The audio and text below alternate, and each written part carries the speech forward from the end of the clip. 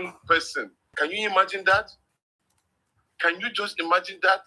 Everybody is just waiting for one person, including those who have put us in perpetual poverty, including those who are in government. Everybody is waiting to hear from one man. That is the grace of God that is bestowed upon him. And that is exactly what we are about to do today. And so, if we are going to listen to him, we have already made a confirmed position that wherever Mr. Peter Obi is going, we are going to be there. Now it is time for us to rejig all of our strength, all of our defenses, all of our strategy, everything that we know that we can put in place to give this final push to this man that has stayed with us, that has consistently given us hope. And that, of course, is His Excellency Mr. Peter Obi. I just spoke with him a while ago, and he's really getting ready to speak to all of us. So please, keep your questions as concise as possible. While you listen to him with the deepest part of your heart, that you believe that this particular person is the man that can lead us to the promised land. And please, when we do and we are done with listening to him, and he has given us some of those particular answers that we are looking for, we will, of course, have other details that we'll be discussing with each other. But know this for sure. We must work together. M-U-S-T in a capital letter. Must. So the issue of whether we are going to be fighting each other, no, there's no room for it anymore. We must work together to rescue Nigeria. Nigeria is looking up to all of us. Not only Mr. Peter B, but all of us. So I thank you very much for being on this call. While we wait for his signal that is ready, then we will usher him in. Then we can have any other discussion that we can have in preparatory to that. I thank you very much for being on this call. God bless you. God bless you, because we are in a blessing period. It's Christmas and a New Year in the next few days. Thank you very much for listening. Thank you, Mina, and please take it up from here. Okay, thank you very much for that quite inspiring words from yourself. And as you said, we walk into that new line of action, and everybody here is excited.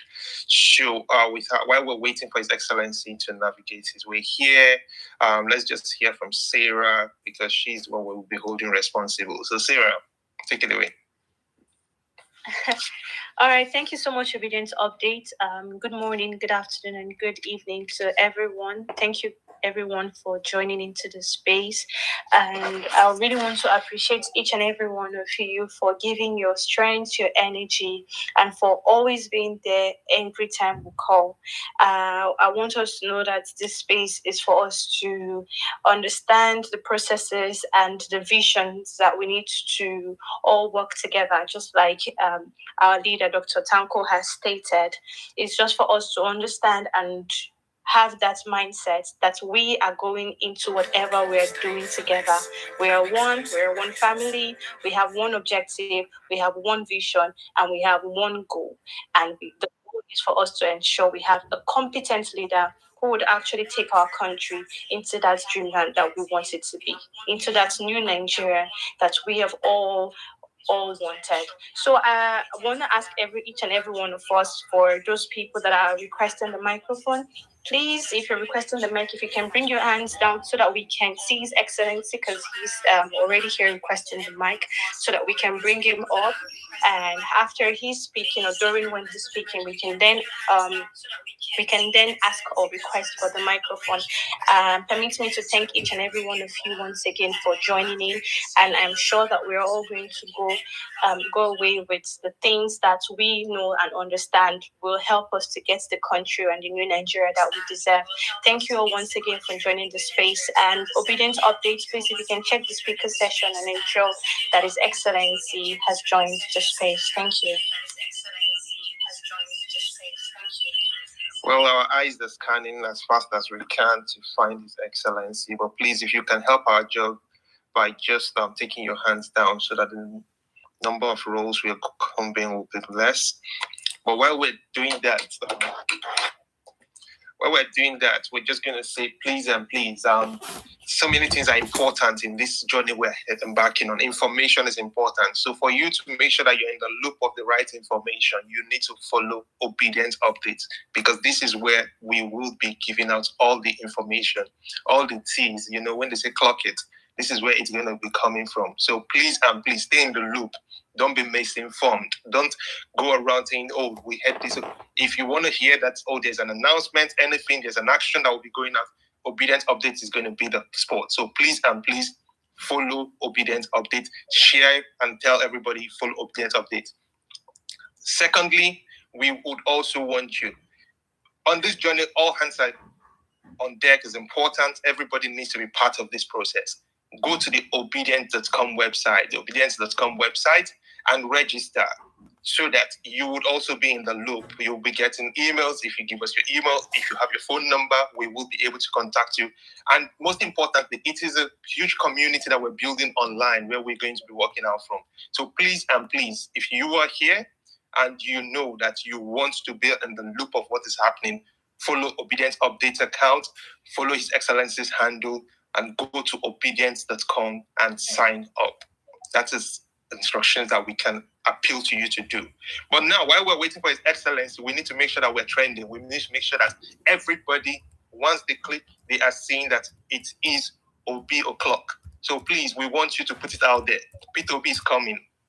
Start putting it out there. P2B is coming. Just put it hashtag P2B is coming, right? Let us see. Right here, I can see that we have close to 4,000 people who have clocked in about 15 minutes.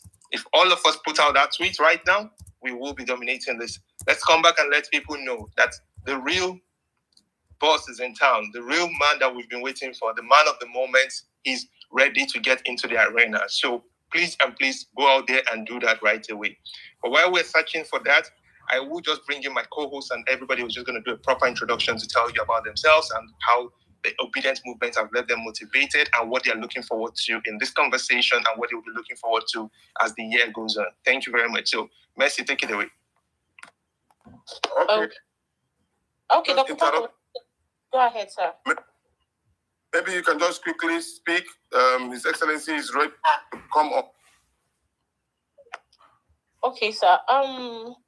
Good evening, everybody. I believe that we know each other, so I've just that obedience like every other person on this space. What drives me is when P2B said you don't have to, a Nigeria that works for everybody, a Nigeria where the son of nobody can be somebody without knowing anybody. So that is just my motivation. There is nothing else. I just want to see Nigeria work, and that is what drives me. Even when it looks like, oh, the waters are still, it just looks like everywhere is cold. People are feeling, what's going on? What's going on? It looks like the movement is dying. But then I have this motivation. I have this thing in me that really wants to see Nigeria work. So I just feel like whatever it is, it's just hibernating. It's not as if it's dead. So a little this thing will spring it up. So I don't really know how to put my words. I don't know how to put my thoughts into words when it comes to this movement, because I'm so emotional about the movement. The movement makes me cry, makes me laugh. The movement is what I breathe the movement. I live and breathe this movement because I want to see a Nigeria work. So that is it. And I believe that our collective effort, when we run the GoMed space, get organized, make election rigging difficult, I during the course of that space, I got to understand a lot of things, that if we want to see this change, we must be these change makers. Nobody, P2B cannot bring this change. Dr. Tanko cannot bring this change. Sarah cannot bring this change. It's our collective effort. So that is just my drive, and I'm happy to be privileged to be a part of this movement.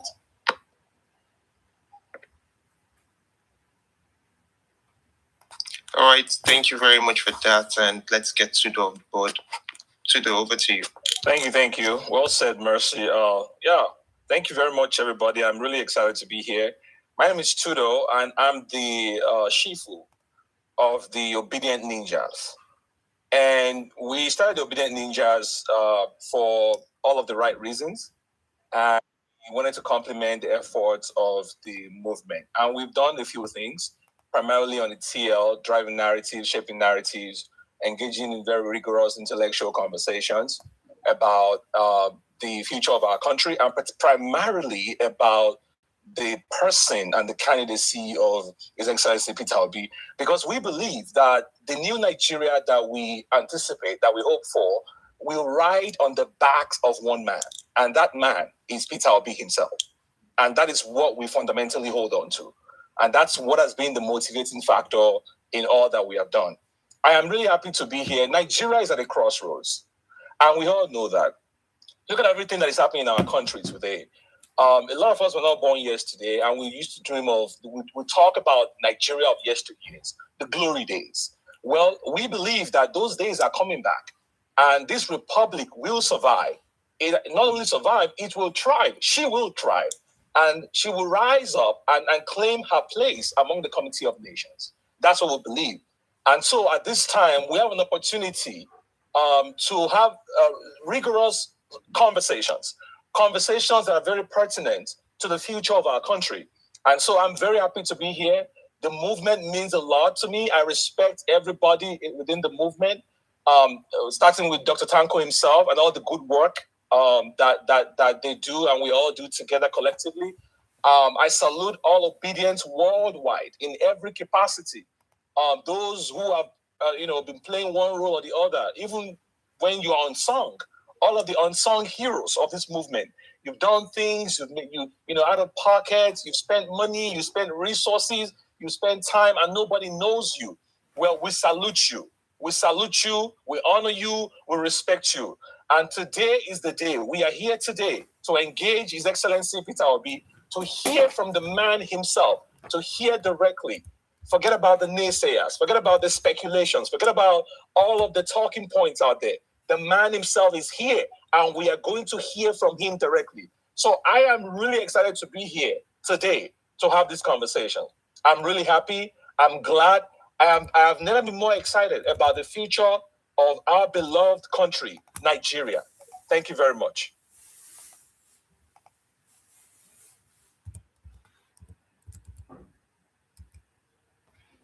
Okay, thank you very much for that, and thank you for this charge. We're still just trying to find His Excellency, and please just bear with us while we try to get him on board. But while we're doing that, as we did say, please let's see you following the obedience update.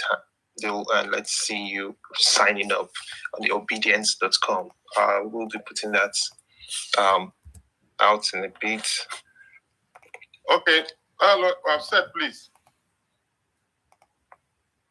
Yeah, we're looking for him. He's not requested yet. No. I'm going to call him in.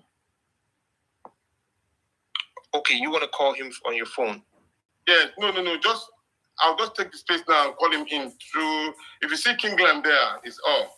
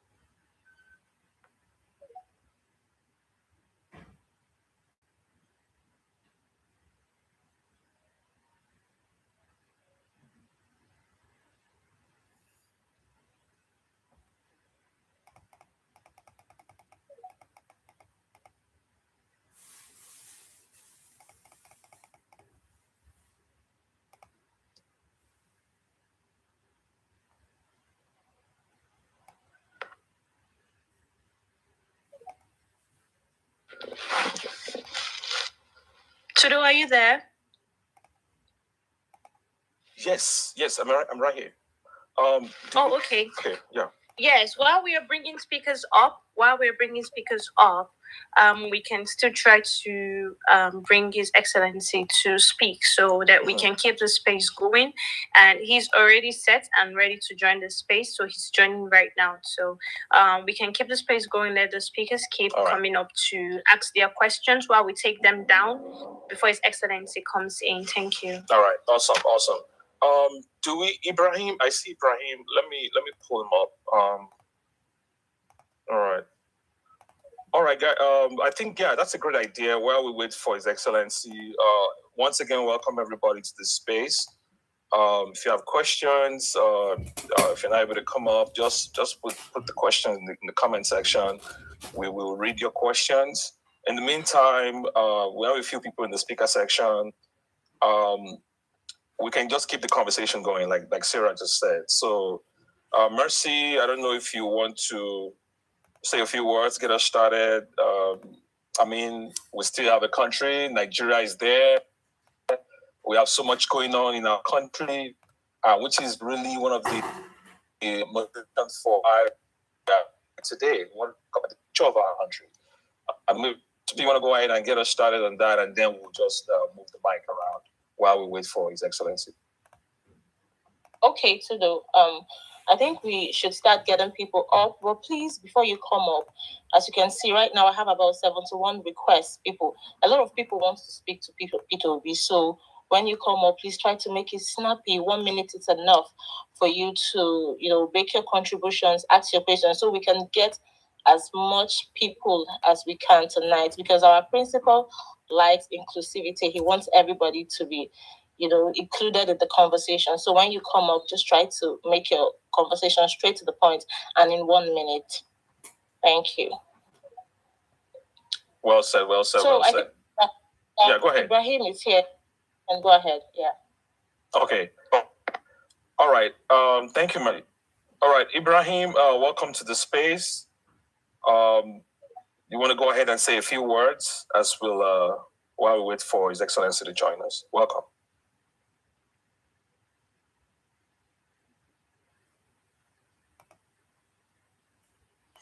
Ibrahim, are you there? Okay. Probably having connection issues. All right. In the meantime, as we're pulling people up, somebody speaking. Walker, please hang on a second. We'll come back to you. Kindly mute your mic. Okay, regulation. Yeah, okay. Kindly mute your mic. We'll come back to you. Just hang on a second.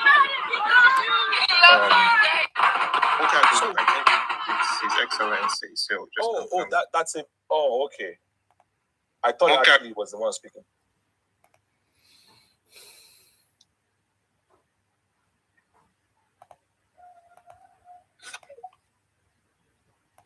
Okoye Cardinal. I don't know if he can hear you. Hello? Yes. Welcome, Your Excellency. We can hear you. Okay, thank you very much. Thank you. You should know by now that you... Hello, can you hear me? Perfectly. We can hear you well. Welcome, sir. Yes. Welcome, Your Excellency. We can hear you. Okay, thank you very much. Thank you. You should know by now that... This was up here. Hello, can you hear me? Hello? We can hear you, sir. I think somebody's mic might be causing the lag. Let me first apologize, because you should know now that usually my own is blocked one way or the other. Because of it, I have to have 2 or 3 people around me when I do this space, so you can use their numbers. So I apologize again for the delay, which has taken us time and all that. Thank you, and all of you that are gathered there. Let me respect all protocols and pay my respects to all of you.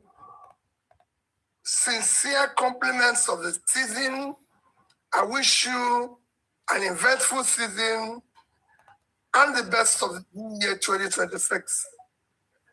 Tanko had been all this while in our busy schedule, because Tanko is one, I can say, is the only one I did speak on a daily basis or every other day. And in our discussions, Tanko has always mentioned, please, if you can talk to, even if it's just 10, 20 of us together, and all this and all that. And when he said that, I said, Tanko, I know it's a short notice, but let not wait for another day. Can we do it this evening? So again, I apologize for the shortness because I think we spoke about sometime in the late afternoon, and I said, let's just quickly do this. And thank you and your team for putting up this. You know, even if it's no matter the few number of people I'm talking to, I'm glad and I sincerely thank you. And I thank you and all of you for the great work you're doing. As I keep saying consistently, it's not about me, it's not about any one of you in particular. It is about our country. It is about changing the narrative in our country where we can get it better. Where our country that are now seen as non-disgraced country can start changing, where people can start seeing it as a country of character, a country of value, a country where there's reason for people to be happy to live in, to be part of. That is all just my introduction. So I thank all of you. And I'm here with you as long as it is possible for us to be in this space. Thank you and God bless you. All right. Thank you very much, and it's good to have you here. And once again, from our own side, we'll say compliments of the season to you as well. And we hope that you had a good celebration. As much as we know that you were working, but that is part of your celebration. So we hope it was a good one for you. Definitely today was a good one. I can say today was a good one for me because all I did today was issues that I like doing, and that is productivity all the way. I told somebody that I had every day, as you know, within this period is extremely busy. There's some days that, of course, it's okay. There's some days you feel, oh, you're doing this. But today, I would say is a good day. I started with going to attend a 50-year celebration of, some of you might know, not know, Father Nzamujo. Father Nzamujo is the founder of Songhai Farms in Port Novo. It's a farm that has been celebrated by leaders all over the world. He's from Imo, who wanted to farm in Nigeria, and nobody gave him a space anywhere to farm. And he went to Republic of Benin, and they gave him a massive place in Port Novo, where if you go there, you'll be amazed. Presidents of countries, including President of America, have been there. I think he's either second or third biggest employer of labor in the whole of Republic of Benin. When you see where it is to have what you can call productivity, a farm, they generate their own power, they do their own this and all that. Every state in Nigeria that I know, about 16 or 20 states, have tried to replicate small of that, and it failed because of lack of management. So we started a tiny part of it in Anambra while I was governor, and I can tell anybody it's working today. The reason why that small one is working is that when I started it, I told them it cannot be managed by government. Once government manage it, it will fail. We'll lease it out to people who will manage it. And we did that. After 3 years, I told the people to take it over. They now own it, and it's working. But I went today to celebrate him for what is done universally and for the value and character of his person. From there, I went to condole a family of Ukeje. Some of you might not know a man called Ukeje, the first Nigerian to to start a private college in the whole of Southeast. It trained over 100 graduates in Imo State. It's somebody that, by the time I tell you what this man was able to do, from going to school, having a PhD in the 50s, set up the school, wanted to build a university. As far back as 1958, the first private university, and was stopped by government.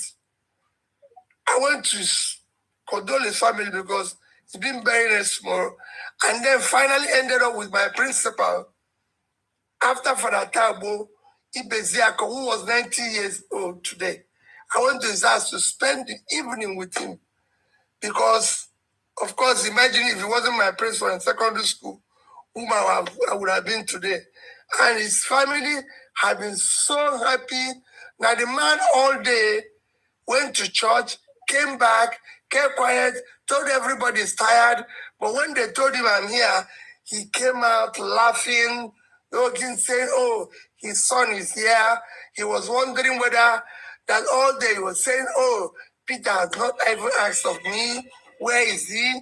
What is there? So I said, principal has been going around greeting people. I said, you'll be the last place I'll come because the oldest living first-class traditional ruler, Newi, today was 100 years. And I had to go and see him. And this is the events that made my day worthwhile because I was seeing people whom I believe have lived and contributed in productivity. And that new Nigeria we want to celebrate. People who lived a life worthy of emulation, in terms of character, value, impacting it on the society. So thank you for asking me about my day. Well, what an amazing day. Nigerians, you can see for yourself. Productivity will, when they say productivity, everywhere will be productivity. We have somebody who is able to see things that are most important, that these are the things that can change our country. So, wherever you are, once again, put it out there, Peter Obi is coming because a new Nigeria is certainly possible, and we are all going to be marching towards that. So without wasting much time, we would head out to start taking the questions. Bring your questions. It's going to be 1 minute. Please and please, 1 minute. By 30 seconds, just start rounding up. Go straight to the point. Don't go around talking about things that are not what we're here for today. All protocols are already being observed. We just want the house rule so that we can be able to get a lot of people. Excellency is that visitor that everybody wants to have an opportunity. Okay, so, and please do give us that opportunity by just making very succinct, straight to the point. So, Messi, Tudo, take it away. Yeah, let me start here with a softball, and then we can build up the momentum from there. Your Excellency, it's such an honor for me to engage you on this platform. Thank you for your time. Thank you for everything that you do. My question to you is, how do you do this? I mean, do you have more than 24 hours in a day than the rest of us? That's just my question. How do you manage to do all that you do? Thank you. Well, very simple. People ask me, where do you get your energy? Every day I wake up in my life, every single day, I show gratitude. Gratitude to Almighty God that I woke up today. It is only by His grace that we wake up. Gratitude that I'm one of those who were able to wake up. Gratitude that I'm one of those who can afford to have a breakfast. Gratitude that I'm one of those who is healthy to walk around. That gives me all the energy. The next is, what do I do today? What will I say I'm going to do today that will impact on humanity? Just like I told you that this morning, I got up, exercised, drove to Owerri, to Zamujo's place. From there, went to Ukaije's place, another place in Imo State. From there to Nnewi, where I saw the traditional ruler, who again, I wish were Nnewi and see what he did when he saw me. He said, my son, Peter, I know you were there. Because when I became governor several years ago, about 20 years now, in 2006, I made him the patron of Traditional Rulers Council. Because he was, by that time, he was about 42 years on the throne. He was oldest. Today, wow. 62 years on, about my age. Wow. Today, he was 62 years on the throne and about 100 years. And he's still standing. And so, when I do those things or going to see my principal, in all these.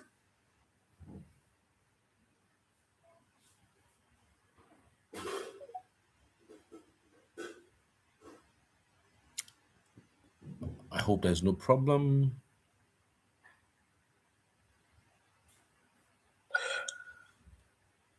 Okay. Where? Then give. All right, Your Excellency, sir, if you can hear me, we're having a hard time hearing you. I think we're having some connection issues there. If you can hear me, we can't hear you anymore. Yeah, I think if you can hear me, we can't hear you anymore. I think it's breaking. All right, ladies and gentlemen, we're still here, and we will wait for His Excellency to come back.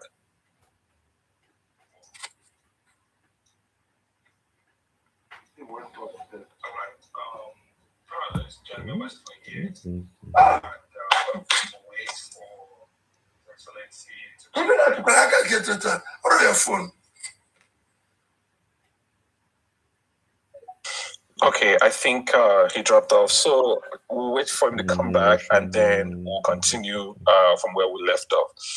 In the meantime, Mercy, do you want to? I think we should go ahead and start taking speakers. What do you say? Yeah. We have a few of our speakers in the speaker section. Yeah, go ahead. Okay, I think His Excellency should be here. So we take about 4 persons. Then he gets to answer the questions. Then we go over to the next 4. So by this, we'll be faster. So just make your questions, like we said, a maximum of 1 minute. But if you do 30 seconds, we would really appreciate. So we go 4 persons. And then please, when we take your question, we're going to take you out of the speaker session. So you don't feel offended, because we have a lot of people on the queue, so we can get as much as we can. So I think we should start taking the questions, or we'll wait for His Excellency to come back. No, we can get the conversation going. People can ask their question.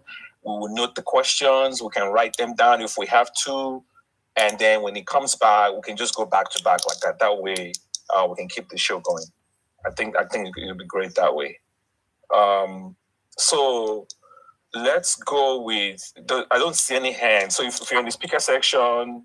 Let me welcome everybody once again. Ibrahim, I see Dr. Roya, Kolade, Guns Blazing, Hi Chief, Jack, Hebele Chukwu, and then Dr. H. Musa. Thank you all for joining us in the speaker section. In the meantime, I think His Excellency might be back. Yes, hang on. Okay, great. So let's Your Excellency, if you can hear me, please go ahead and then we can continue from where we left off.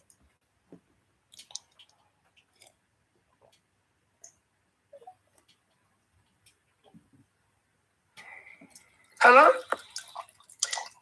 Yes, sir. We can hear you. Yes, okay. Yes, we can hear you. Okay. I'm now ready again. Sorry. There's no way. I didn't know what happened. I think it's from your end, because it just stopped, But in conclusion of my first thing, my energy, your time is gratitude to God.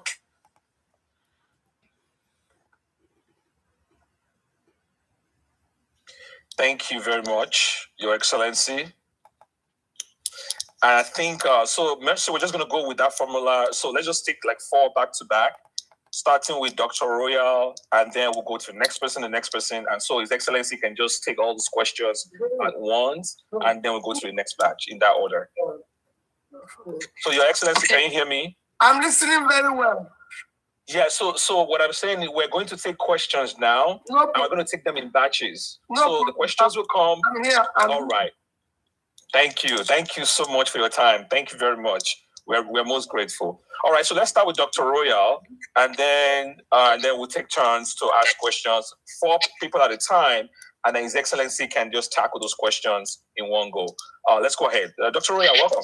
Thank you so much. Good evening, everyone. Afternoon, morning, wherever you're spacing from. Thank you so much for this opportunity and this space. Your Excellency, I'm so glad to be speaking with you this evening, and thank you for all you do and who you are and what you mean to us. May God guide you and encourage you. So quickly, my question is, obedience are all ready. We are ready everywhere, all over the world. When you speak to me, can you hear me, sir? I'm hearing you. The time is up because of Okay, but can you hear me, sir? Am I being I'm hearing you very well. Okay, so can I go ahead? The host, can I go ahead? Yes, please, go ahead. Okay, thank you. I just hope he hears me all the way. So I'm very quick with the question. So very quickly, having Excellency, having you speak today, sir, is actually a breath of fresh air from the whole toxic environment of Nigeria right now, all that's going on. So my question is, going towards 2027, we need to just be very focused right now. Don't want to beat around the bush. How are we going to leverage on all the followership we've had from 2023 to 2023 up to the elections, the followership we had, and of course disappointments and everything we had last 2 years ago, just 2 years ago. What is the plan? How we're going to leverage on the obedient followership moving towards 2027? I know you're going to make announcements, where you're going to, the platform you're going to use. We are going to be patient and hear all that. In fact, somebody will ask that question too. But I'm asking, what is the plan to leverage on the followership of the obedient family? Because we are all waiting to just move. We keep saying, it's coming every day. We are ready. I know Tanko, our leader is here. I know there's so much we're trying to do on the ground, but we need to move really, really fast because we have just next year to do all we need to do. So what's the plan, sir? We're just with you. We're here. Talk to us, and we just run with the vision. Thank you, sir, for the opportunity. Thank you.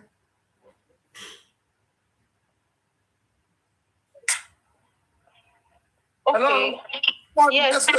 Hi, Chief. You can go ahead because you're taking 4 questions at a row. So His Excellency will take the questions, then we go over to the next part. Hi, Chief. From Your Excellency, good evening, sir. Good evening, hi, Chief. My concern primarily in Nigeria is the issue that of our finances. See, if you look at the health check of the economy, how companies are closing off, and you see the weak purchasing power of those of Nigerian citizens, how weak it has become. We also know that Nigerian money is not the issue of Nigeria, but if you look at the report of the Auditor General that said 288 billion was misappropriated by INEC, 210 billion is missing by the NNPC audit report, 17.5 trillion was spent on pipeline security, and 7.5 trillion was also spent for subsidy in 2024. That is by NNPC reports. Wow. With also the missing money from the NNPC, which they will also come around to say. One of money generation is not our issue. I think it's this misallocation and misalignment and misappropriation of resources that have led Nigeria to its knees. Because if our president is flying from the last week he flew to Bauchi to some other part of the north, the jet he used was the jet that was bought under the Obasanjo era. So you will now be wondering why we had to use 150 billion, to buy another jet, as he came into office for the first time. So this lack of cost-cutting measures is the problem why Nigeria and the overprinting of money, the overspending of government. I think it was largely responsible for government inflation and the poverty Nigerians are facing. So I'm looking at areas that is possible when you come in. What are the things that you do to arrest this drift to public management and public resources? Oh, thank you so much. Hi, Chief.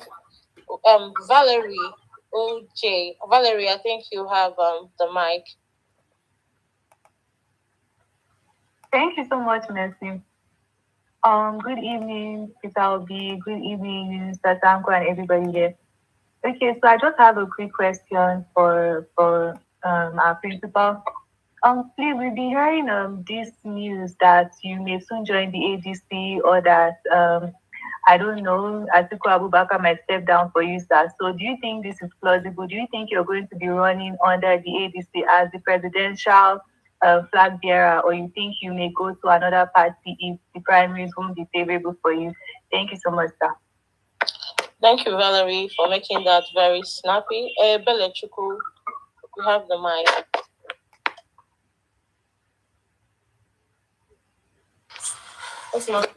Good evening, Mercy. Good evening, everyone. Good evening, Mr. Tanko.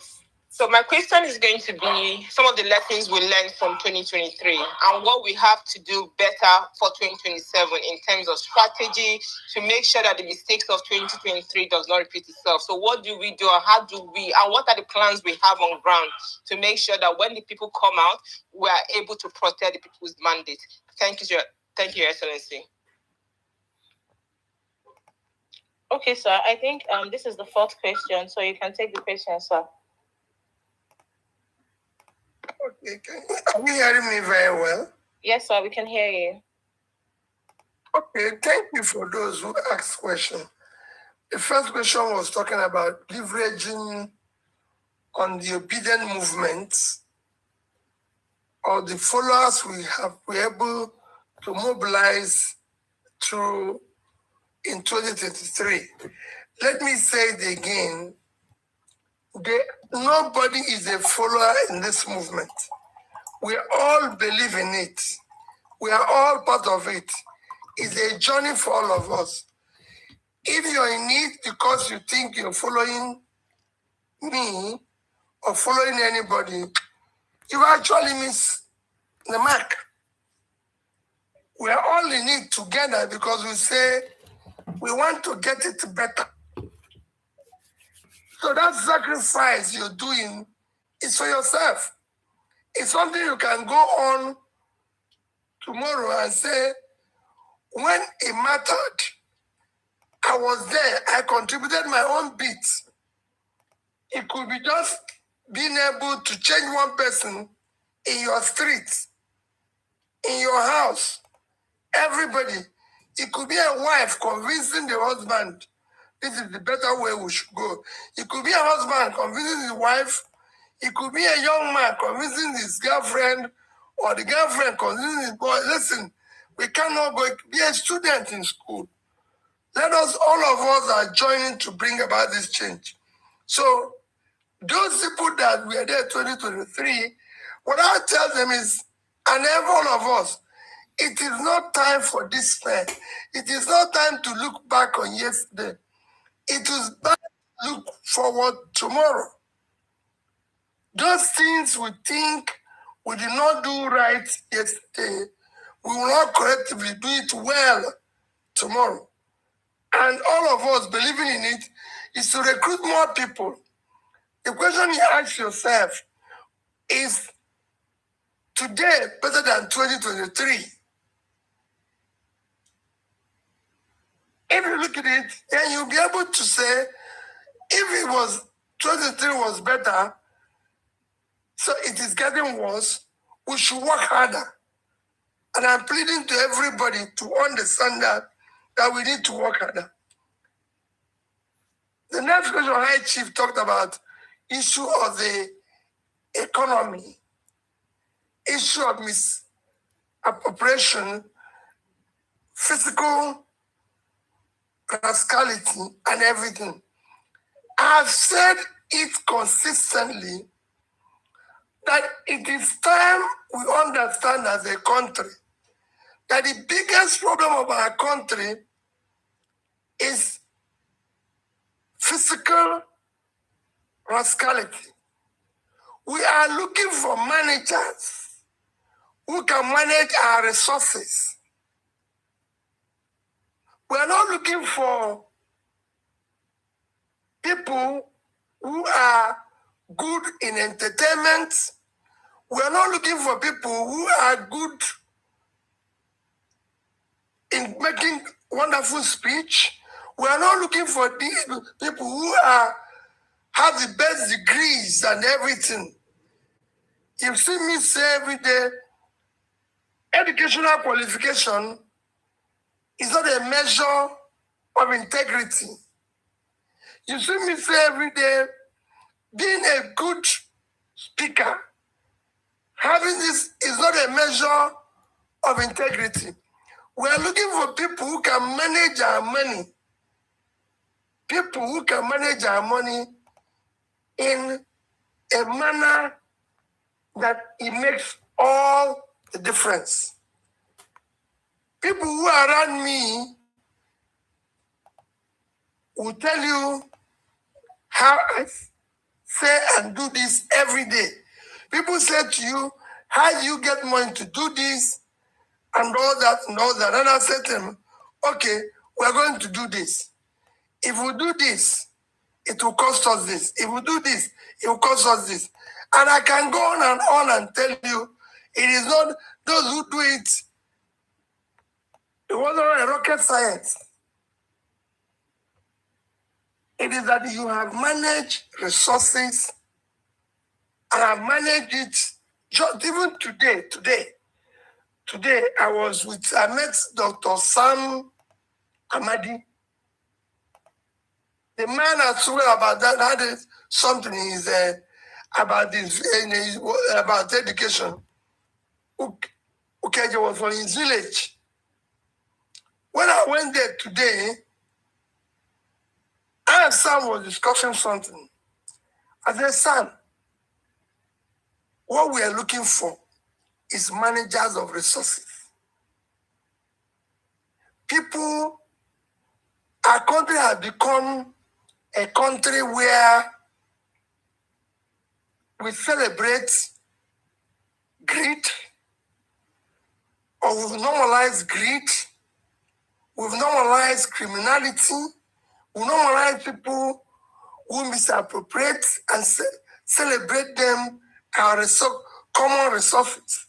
We celebrate a place where people think the only way to measure success is money, is the amount of car you have, is when you celebrate your birthday, the way how big you do this and everything. Sam, I want people to normalize that people should go to school. I want people to normalize that people should care about people being able to have a health facility. I want us to normalize this. I said, Sam, I have served. And I say it every day, if you see one contractor who said that in 8 years P2B was in office, he sat down with him and they were saying how much you had for him. If you see one, show me that one. If they show you anywhere, any piece of land belonging to Anambra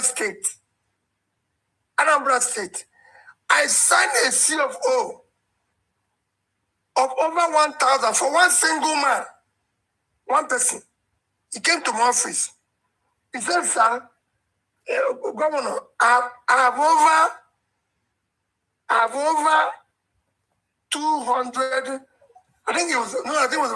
I have over 200 pieces of land I have bought across the state. I do this type of business, I buy, sell, this is CFO. If you sign them, for every CFO you signed, no, I think I was wrong. It was about 250 because it said, for every CFO you sign, I will give you this amount. I signed all that piece of CFO for him, and he said to me, you are not me. When I was looking for land to build where I live now in Onitsha, he offered to give me one of his land free. He said he has never seen that type of thing. He's 92 years now. I go and greet him. He will say, my son, sit down. You are a saint. No, I'm not a saint. But as at that time, I was elected to manage public resources. I was managed to manage lands belonging to the state and the people. I am not allowed to appropriate it to myself because it's against the law. I am not a saint. I've never claimed to be one. But whatever I've done, I did it within the law. If I made mistake, it is not knowingly. Because there might be a place I made mistakes. I'm a human being. But nobody will ever say, oh, Peter will be asking, give me this amount. Or give me this. Or I needed this and everything. And like I always tell people when they say, oh, you're not telling them. I say, listen, no thief on earth. I've asked that question across the whole globe. Have ever seen what he can steal and keep it? And I say it every day. Nobody have argued it. I left 36 billion naira when naira was 150 million, 150 naira per dollar. I left 36 billion naira. And I left $150 million. $150 million. Nobody asked me to save money in dollars. It was me who said, since Nigeria trades and save their money, their reserve in dollars, Anambra must also have, let me start a subnational saving for the future of our children. And I started saving that money. Some has questioned, oh, you would have used it to do conference hall, you would have used it, Anambra have no standard conference hall, Anambra didn't have this, and I laugh. As at time I was governor, we were doing things that will contribute to development. We're investing in education, we're investing in health. If you come today, we have one of the best educational systems, we had one of the best health facilities, where you have schools of nursing and everything, all either started by me directly to Mrs. Obutu, not serious, Mrs. Obutu, who was then the managing director of Bank of Industry. He will tell you that I met him on a Sunday. She told me she's going to church. I said, Madam, what I'm going to talk to you is about church too. Church is about praying and helping humanity. So I'm coming to you on this Sunday. And when I arrived, I said, Madam, what I want to do is I want to contribute Anambra money. You contribute Bank of Industry money, and you lend it to small businesses in Anambra State, strictly. They have no Bank of Industry there in Anambra State, the branch. That was how she said, I'm coming to your state to start. This is innovative. We work together. I'm coming to your state to start Bank of Industry branch. That's how it started. And we're going to do this. And I think we invested 2 billion and they brought in their own 2 billion or whatever. You know, but that's how it started. Today, most states are doing it and it's working. But I was the first to start it. I was the first to do poverty mapping in Nigeria. I can go on and on. We need managers of our resources.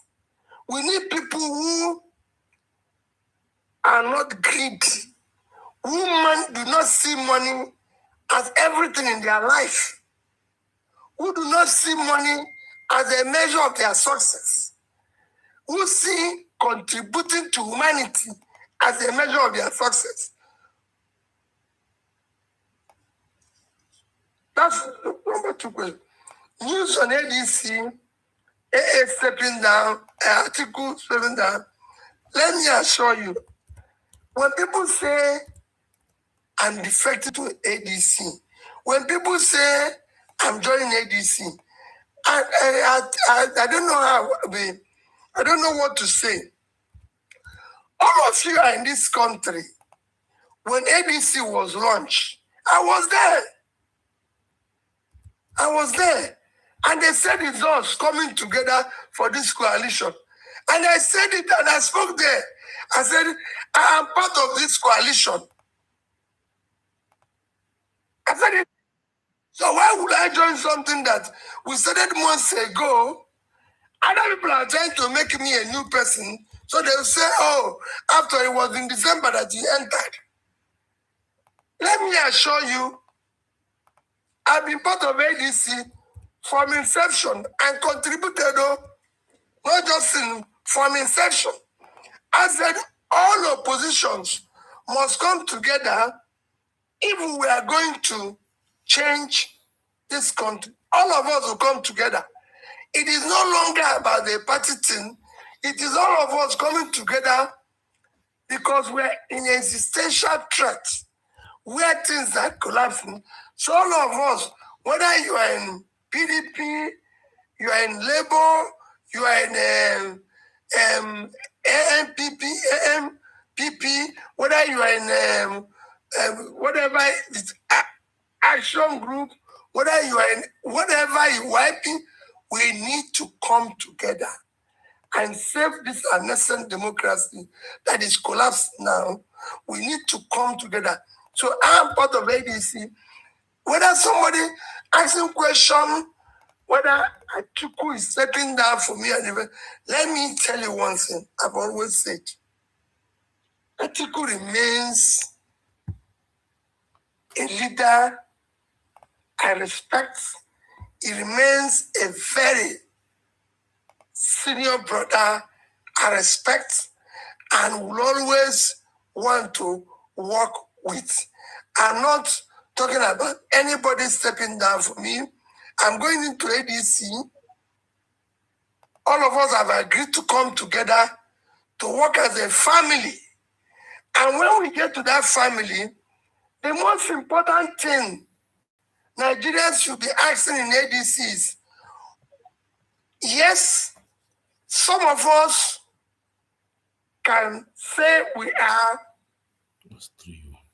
good.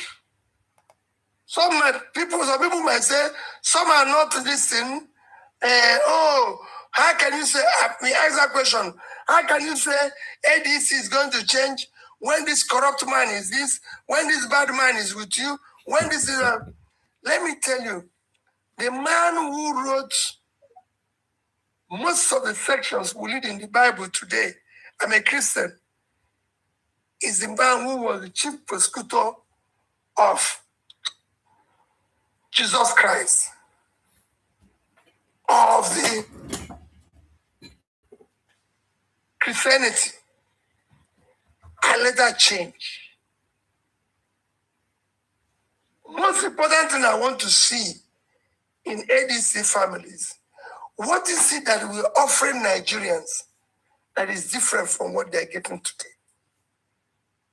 What is it that we're offering them? If it is that we want power for the sake of power, P2B is not part of it. I want to see a Nigerian where we are offering people better education. We are offering people health facilities where the person in my village can be sick, where the person in my village can be sick and have a primary health care he can attend. I want us to offer poor people out of poverty. I want us to be investing the resources. I'm looking forward to a productive, progressive Nigeria where things can work for everybody, where people are employed, where young youths are this. It is not ever. We have 130 million people that are living in poverty. I've traveled all over the world, going to different schools. I've traveled all over the world, going to different countries to learn what they did. What we are trying to do, some people have done it better. And I've visited them, studied what they are doing, So for me, it is, what are we offering? It's no question of, oh, I'm going in there, somebody will sit down for me, I'm going in there to be a member. That's how I'm in there. I'm a member. It is for us to collectively say, Tanko can do this job better. I'm looking for a Nigeria where people will not just be competing for competing sake. I'm looking for a Nigeria where Ibrahim is better. He can do it. I'm looking for a Nigeria where Aisha, I'm looking for a Nigeria where Bola, anybody is better. And we can say, yes, if we are working with this person, it will be a better person for us to work with. Not a Nigeria where Tanko knows he's not in financial industry. Not in a Nigeria where Peter knows he's not a good manufacturer. They say they're looking for money for manufacturer loan is now 5%. He goes to borrow it and throw it away. When he knows that a Nigeria where Peter knows he cannot manage money, and he manage money, I, as a bank chairman, have in my life wrote a note to somebody who was very good, a very good, hardworking person. And I wrote in the system where he is. I told them, this man is very good and should be put to be in charge of social and social place, but should not be put where money is. And his organ came years after and told me, you are fantastic. Because he doesn't have the skill to manage money.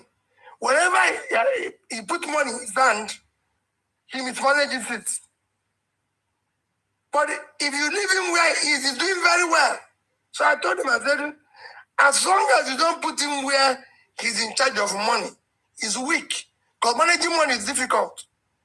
It is not easy for people to have money and they won't spend it. It is a very difficult, it's very tempting. It's not, people think it is easy.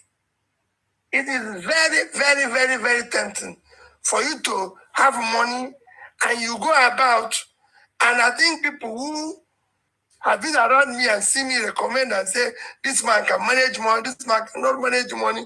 Even see me, 2 days ago, I was in Abuja, 3 days ago, my lawyer, whom I was in his office, offered to buy me something. And I said, what is the price? He told me, I said, no, you can't have it. He said, I'm the one paying. I said, I'm not saying you're not the one paying. Today I was in his house, in his village. I passed through it. I said, I came to greet you. He said, do you know, since that 2 days ago, he's been wondering why he wanted to buy that thing for me. I said, well, maybe I was wrong. I have allergy for money being wrongly spent because some people need it. That's why I can't afford to celebrate when people can't go to school. So I'd rather give that money to school. And luckily for me, he's an old boy of a school doing their celebration very soon. I said, lawyer, go there and buy 2 chairs with that money. What money would have given me to do this something, we'll buy 2 chairs. If all of us buy 2 chairs, so ADC must offer something different. I took time to answer this so that maybe people will not. Somebody said, what do we do in 2023 that we're going to do differently in 2027? Well, it's not for us to elaborate this in space. But we all know that we have to do things differently. And I assure you, we will do it differently. As we go along, we will continue to discuss what we did wrong and what we're going to do differently. Thank you. All right. Thank you very much, Your Excellency, for that very detailed explanation and response to the question. So I want to do a follow-up, if you allow me, sir. Majority of us, when we first heard about the ADC coalition, we heard that, they were meeting for the past 18 months leading to that announcement. And so we felt like all of that meeting, a lot of things will have been finalized, and partly which will be who should emerge as the head of the coalition itself. So some people might call us naive, but we thought that the whole conversation was about you emerging as the head of the ticket. Now, that said, our assumption was that the whole conversation, it was supposed to be an arranged marriage. We come together and we just move on from there. But now it looks like we're now talking about dating and getting to know ourselves all over again. So the question for you, sir, sorry, real quick, the question for you will be, now that you have said that it's ADC, you are in ADC, we're going to work from inside, should Obedience go and become members of ADC? Should they register with ADC going forward? Okay, let me again tell you. When it was announced, they said they have been working for 18 months. That's what you said. Am I right? Yes, sir. Okay. Let me say it again. From the time this coalition was being finalized and announced, I was part of it. And I said it that day. I was part of it in attending the meeting. I was part of it in whatever contribution they did. So I'm not a new person in it. When you are forming a party, like forming a company, we've put the managers there, and I believe the chairman of ADC today is a competent person. And we said we're coming together as parties, as individuals. And our purpose is that the way things are going is wrong. And we want to change. We can't at that time be saying we are coming together to support anybody. No. I don't think that's the way to go. I don't think it's proper. But if we come together and we're working together, we will see, obviously, that A or B or C will be able to do what we want better. If we come into it and we're going to do a major alliance, anything, and we'll come into it and say, oh, this is this, oh, this is this, I don't think it's proper way to do it. It is not the proper way. Let us at all time not look for easy way out.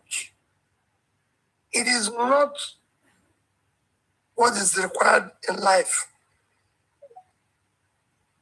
Let us work. Let us prove that this thing, we deserve this. We deserve that. We deserve this. We deserve that. Even when I entered Labour,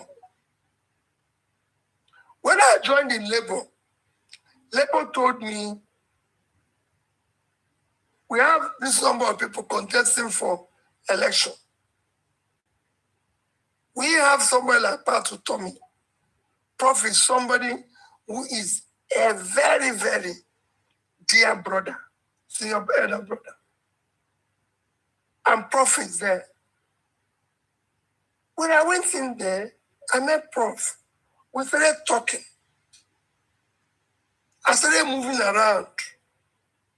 Prof said to me, we will see what will happen when we went. But in that primary, Prof said, I want to do this, but I want to be the chairman. Let Peter be the managing director. And I can tell you, this is not the first time he's doing it in his life. He's done it in another place where two of us met together, where he said, Peter, you can run around. I've seen you run around with so much energy. Go and do it.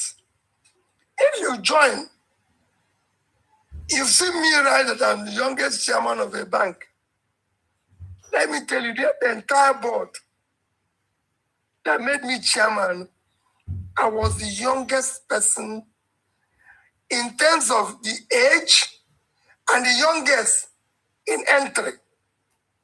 There were people sitting on board for 5 years, 6 years, 8 years when I joined them. When they were to elect chairman, the man who nominated me for chairman is still alive today. Major Magoro. And when I was looking at them and said, oh, if you don't know, Jaramagoro is Federal Commissioner for Transport. If I'm right, under Gowan. Jaramagoro is Federal Commissioner. They used to have under Gowan. Him and Gowan visited Anambra State, Onitsha, in 1972. Either 71 or 72, when I was still in primary school, and we queued on the road, waiting for them. We salute to Jaragowan, head of state. They visited. That was the man who nominated me. And when I went to him and said, sir, you know, I've just been in this board for about 3 years. And all of you have been here 8 years, 6 years, 7 years. I've been less than 3 years. You know what he told me? He said, within that period, Peter, if I show you your contribution to this board, your energy, the way you run around, whenever they say they want to, they're looking for a director somewhere, you run there. They're looking for, you run there. You follow these people, go around. This is what the company needs. My brother, let's be part of those who create value, create something. I want to be part of those who will say we change Nigeria. And I assure you, of all the, even we are in Indonesia, there's only 3 people who are qualified to contest presidency today. Ibrahim will tell you, you must have participated in election and have 20% of the vote, or the other way around. And I feel I am very, very qualified.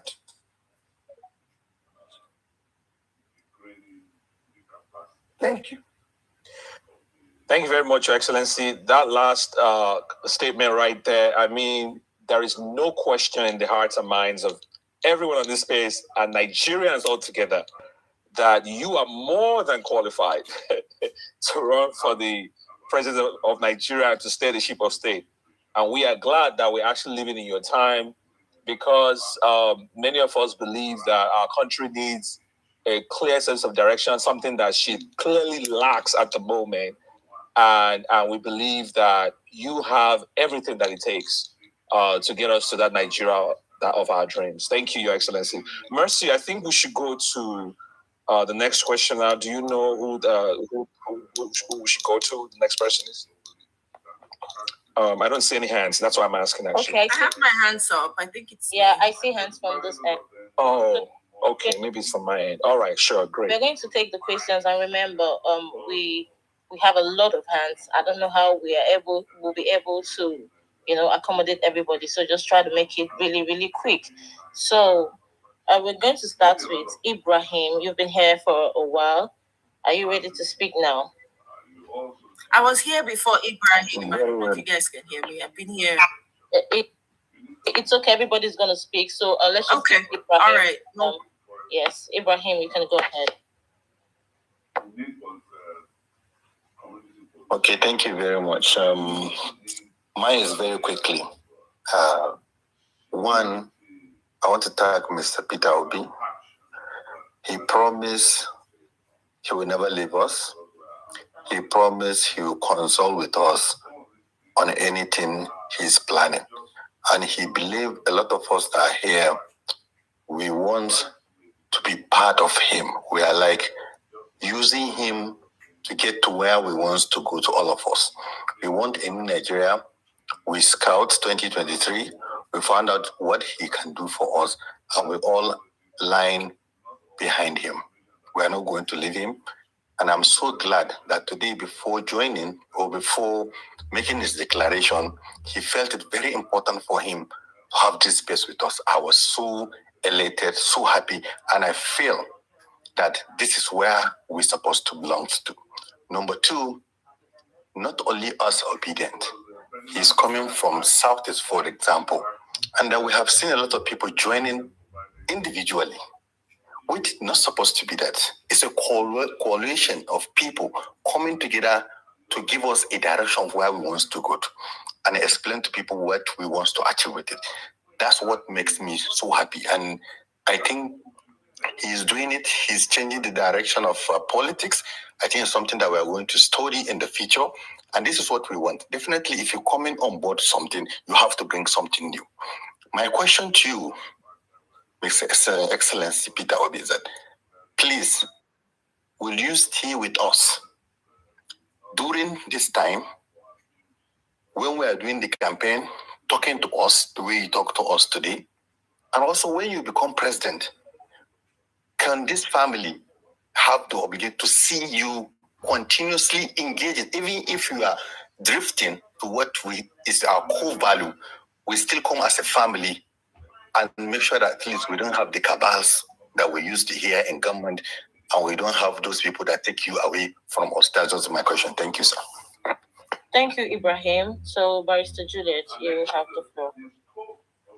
Oh, thank you very much. Good evening, Your Excellency, organizers of this space, fellow Nigerians and their obedience. So, quick one. My question is, Your Excellency, as President, how would your administration strengthen law and order nationwide while preventing abuse of human rights violations, human rights abuses, political policing?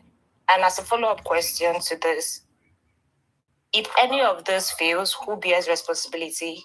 The president, governors, or your security, your national security chiefs? Thank you. Thank you so much, Barrister Juliet. Victor, you have the floor.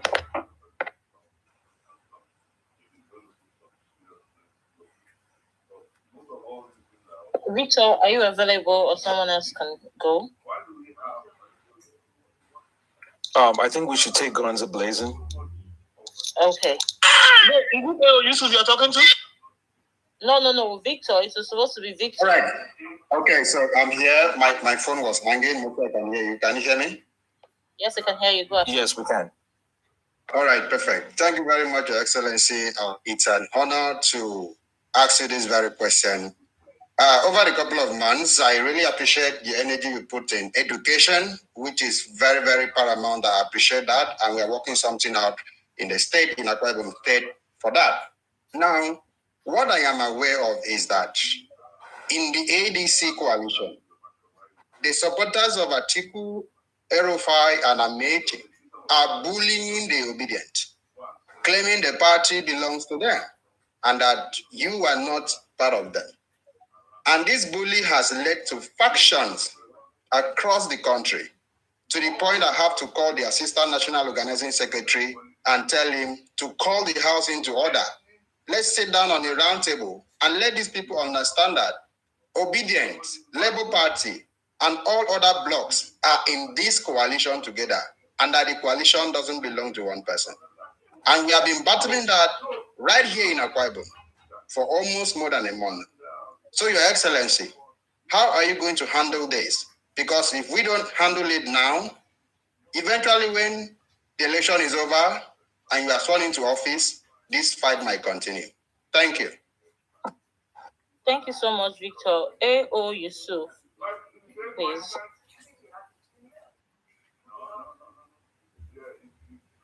A.O. Yusuf, are you available? Yeah, sorry, I'm here. Let me hand over the baby to the mother, please. Sorry. All right. Good evening. Good evening, Your Excellency. All protocol observed. My fellow obedience. Quickly, sir. Following your earlier statement on the ADC, sir. If we follow previous traits from previous administrations, we know that vice presidents are made useless most of the time, and executive power lie on the president most times. So I will strongly suggest, sir, and I will strongly say that I would rather support you in the weakest party ever, which we have already shown ourselves to be capable of doing in 2023, than to support you in an alliance that will end up disappointing us. That's by the way. And Your Excellency, sir, this is my submission, my question proper. And I wrote it down, and I'll just read it quickly and wait for your response. Knowing you to be a big proponent of productivity, I personally am so confident in your ability to boost both individual and corporate productivity. I use every opportunity to tell people how they will be self-reliant when you are done with Nigeria. Sir, for the purpose of some people that are still doubting, please give a word to us on how you will effectively affect SMSEs, and also how you put your knowledge to work to push Nigeria and Nigerians towards industrialization and from consumption to production. And by the way, my wife and newborn twins send their regards too. Thank you, sir. They are the ones who are working for, they are the ones who are sacrificing for. I will not be able to elaborate in your question, but please do whenever we have opportunity of meeting. I will talk more about the question you asked. Ibrahim. All right. Traveled to Okay, go ahead. Ibrahim, who spoke in this space, traveled to Indonesia with me. I traveled to Indonesia and they saw me visit the Ministry of SMEs. And they saw me take note. And I've done this in about 2-3 countries that have succeeded with their SMEs. I'm coming from SME family, my brother. I started a small business. I can say today that of all those who are contesting to be president, including the president, none of them started the way I started. I've built a small business from scratch. If you want, go ask anybody who was with me in University of Nigeria, Nsukka, as a student of University of Nigeria, Nsukka. You see me say it every day. I built one more branch of Savannah Bank as a student of University of Nigeria, Nsukka. I own the supermarket inside the university. And everybody saw me coming to the university, buy car in first year, buy car in second year, and third year, and final year. So I was born, I've been a trader who started a small business and built it into a big business. Institutions where I served as director did not give me headship. The day you see me, I will show you my profile locally and internationally. I built a successful business. That is by the way. So nobody has this background. So I know what it takes to turn around and support small businesses to grow. I know their impact on the society. I've studied it everywhere. I know how to manage finance. I've served at one time, which if I'm correct, no other person, as a director in 3 financial institutions. When CBN said you can only be a director in 1 because of conflicting interest, I was director in 3 because the 2 largest owners of the other 2 requested CBN and they want me on their board for the purposes of effectiveness. So I'm a finance person. So nobody can say I've run a business from scratch. I've been director in corporations. So I've lived in corporate life. Also, prove the same thing in public life as governor. I've done it in public life. If you go and look for Minister of Finance Aganga, and it is a report, when Nigeria was trying to form and start sovereign wealth fund, go and read the report, which governor supported it. When Okonjo-Iweala was saying they want to start saving for future for this country, read his book, Fighting Corruption is Dangerous, page 61. You will see it. He wrote it there. Governor Peter Obi, who supported it, was not supported by his. So, and to prove it, I saved. It's only me and Governor Yaradua who have left money in office without borrowing. He left 5 billion, I left 36 billion plus $150 million. And I can go on and on. So it is not question of hearsay. Whatever I've said to you is what I've done. People in this obedient group and families have traveled with me and everything. Now, you talked about issue of going to be in the smallest party and going to be vice president, going to be. Why can you presume we are not to God? You know, I don't know why Nigerians go into anything with the assumption this is going to happen. Please, I'm begging everybody to understand.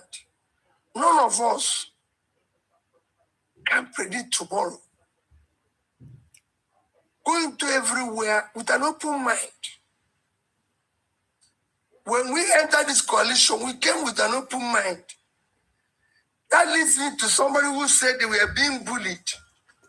My brother, I'm being bullied every day. We are not going to solve the problem of Nigeria by bullying. We're going to solve it by having competent people in positions. We're going to stop it by having people who can manage resources where they should be. Today, your country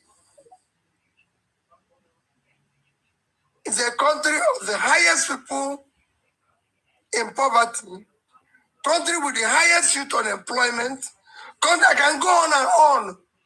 We're not going to solve it by going the same route over and over again. Just like I'll tell you, we're not going to achieve what we achieved in 2023 by doing the same thing we did in 2023. No. The process, those who engage in process of yesterday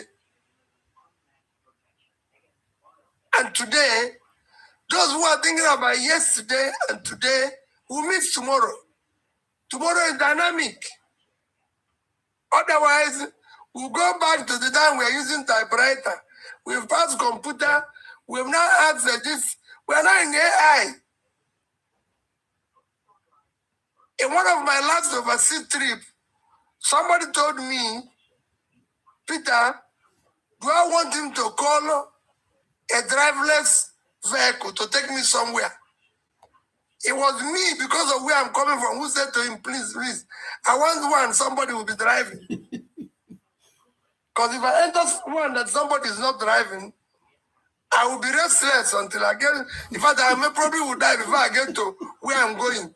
Because I'll be imagining a driverless car in Nigeria, because I know the person will not get to his destination. It was me who was saying, please, please, please, let me enter one, somebody is driving. Today, people do all sorts of things with AI. We are talking about the future. We cannot. In 2022, I left PDP and went into Labour, and by you people's hard work, not me, we were able to mobilize what we were able to do. Won that election, in Nigeria, those who are masters of wrong did what they did. The future will not be the same.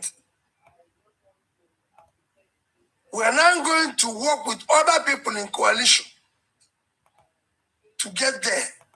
And working with them in coalition will not be this thing. Please, for my friend in Akwa Ibom, let's not fight over it. Let's use the reason. Where they are fighting, where they are bullying you, please talk reason to them. And it is not about fighting, it's not about bullying that can change Akwa Ibom state.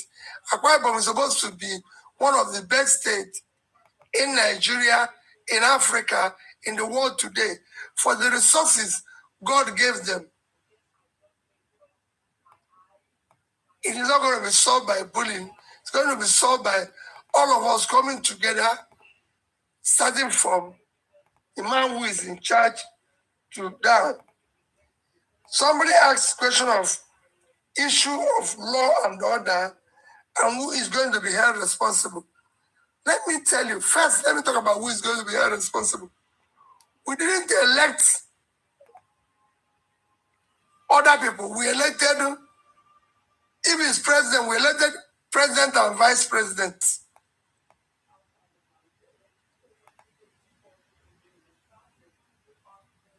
The president or they will be held responsible, not their ministers, not anybody. Issue of law and order. Let me tell you, we need to know what the biggest contributor to the world, Western world GDP is law and order. Law and order can help you. The biggest driver of investment, the biggest thing you do to attract investment in your country is operating within the rule of law, where they have that intangible assets of rule of law and order can change the dynamics of your country. If I have opportunity of serving this country, we will follow the rules, we will abide by the Constitution, but most importantly, I will fight every 24 hours of the 365 days for unity of the country. If you want to be a country to work, the country must be united. I will fight for unity of our diversity.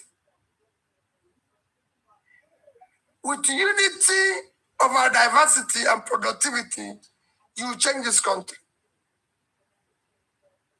Every part of this country is important. Every part of this country has something to offer. We will respect it. We will go from the vast uncultivated land in the north to all the resources of Niger Delta, which have been misappropriated today without Niger Delta or the country to have anything to show for it. We will change it. We will apologize. We will beg where we need to beg.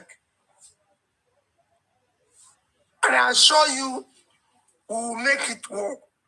Someone said about the issue of cabal. There's nothing called cabal. If you're not cabal yourself, you won't be part of cabal. It's like what I said. If you are not stealing, you cut down the corruption. You need to be stealing for other people to steal. Because you are going to be approving what they will steal. Before they put their own, your own is inside. I've been a governor, and I've challenged people to show me. My chief of staff will ask you, this thing you're bringing for God to approve, are you sure you're correct? Because you know you will verify it. My accountant general will tell you, Oga knows the balance. So when he comes and says, we have this, we have this, we have this, we have this, we have this. So don't tell him anything. When I started saving money, my accountant general, people will say to me, Oga, people have not done this before. This thing you're doing, somebody will come and eat it. Somebody will do. I say, it's not my business. My business is to do my own and move on. What comes after is not me. I want to live my own life. My commissioner for land will tell me, okay, why will you go and buy land when we are giving people land here every day? When we have land where you're trying to buy land, look at this massive land in GRA. Look at this massive land in here. I say, Commissioner, leave me to live my life. It's more peaceful to me. So if you're not a cabal, cabal cannot take you over. Thank you. Oh, thank you so much, Your Excellency. I don't know, host, do you have anything to say, or we should just... Yeah, I'm just going to bring in some questions. Hi, everyone. Your Excellency, thank you very much. I'm just following back because while we are waiting for people to ask questions, some questions have been dropped in the comment section. Somebody's asking, how do we tackle all the bought over institutions, such as the judiciary, security agencies, traditional rulers, and other institutions? That's one question. Another question says, if it is settled that our principal is now ADC, how do the diasporans key into these cases? So those are the two. Then on total, we can break it together. In diaspora, the biggest problem we have with diaspora is that how do we get them to vote? Unfortunately, we can make noise about it, we can shout about it. Unless we have opportunity, we need to make them part of our voting bloc. It is critical, it's important. For now, it's about advocacy. Let them continue. I keep saying we were part of this yesterday. We are not trying to join. In fact, if I was joining, we were part of it. I'm surprised that people can say, oh, now that we are this. Let them go to my statement on the day ADC was launched. I think I even tweeted on it, where I said, today we did this, we did it. So I don't know why they now have I don't know why they now keep telling me, oh, now you're about, so it said, oh, it's defective. So that you will be so, I said, from the day it was launched, I was there physically. And I've campaigned for ADC people. I campaigned for ADC. I've campaigned for Mo, Dr. Mo. I'll give you an example. Dr. Mo was very close to me. When he said he was going to contest the election, the first thing he asked me is, which party? I said, Dr. Mo, we are building coalition in this ADC. That's where you will contest. And I've gone, I don't think even all these people who are saying, oh, these people, or they're saying they're doing this or this. I'm the only one who have gone out to campaign for Dr. Mo. Went to places with him. So why would anybody be saying, I'm trying to join again?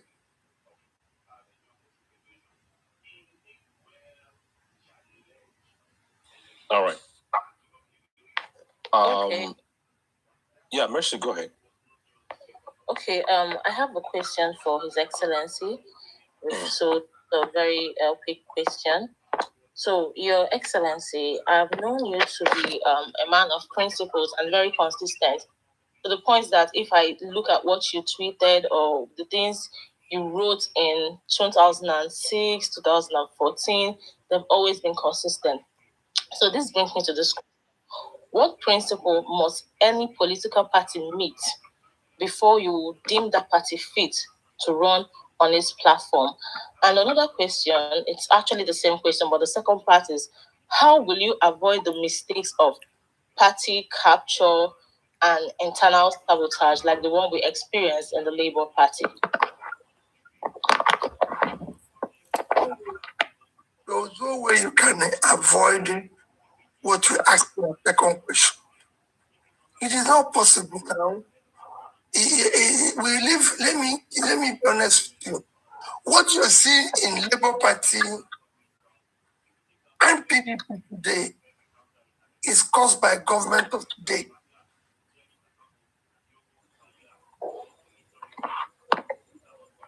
Government of today wants to have a democracy that thrives. They should encourage opposition. I said this several times and people have heard it. I was in Afghan and we were having issue. We were having problem in Afghan. To the extent that as the sitting governor, I would not have been a candidate for my second term. I would have been a candidate. I went to then President Yaradua and told him what was happening. He invited the next chairman then. I said to him in front of me, he said, Chairman, I told you I do not want problem in any party. I want this our democracy to thrive. I told you, I complained in the day I started that the process through which I came into office was not the best. And I don't want that to happen again. I want elections to be free and fair. Election that brought me into government in second tenure was free and fair. I did not pay. I can go back and tell that Nigeria thrived in my time. In my first election as governor, there was rigging, or there was a wrong announcement. I went to court. That court lasted for about 3 years. I did not give any of the judge 1 naira. 1 naira. They gave judgment in my favor. And when it was dead, the man who gave them where they are staying, the man who was feeding them, was the serving governor then. When they gave judgment against him. 5 of them against me. And I didn't do anything to them. I didn't promise them the state treasury. I didn't promise them anything. I was just going to court quietly there and praying. In court of appeal, I didn't know one judge. I didn't give them 1 naira.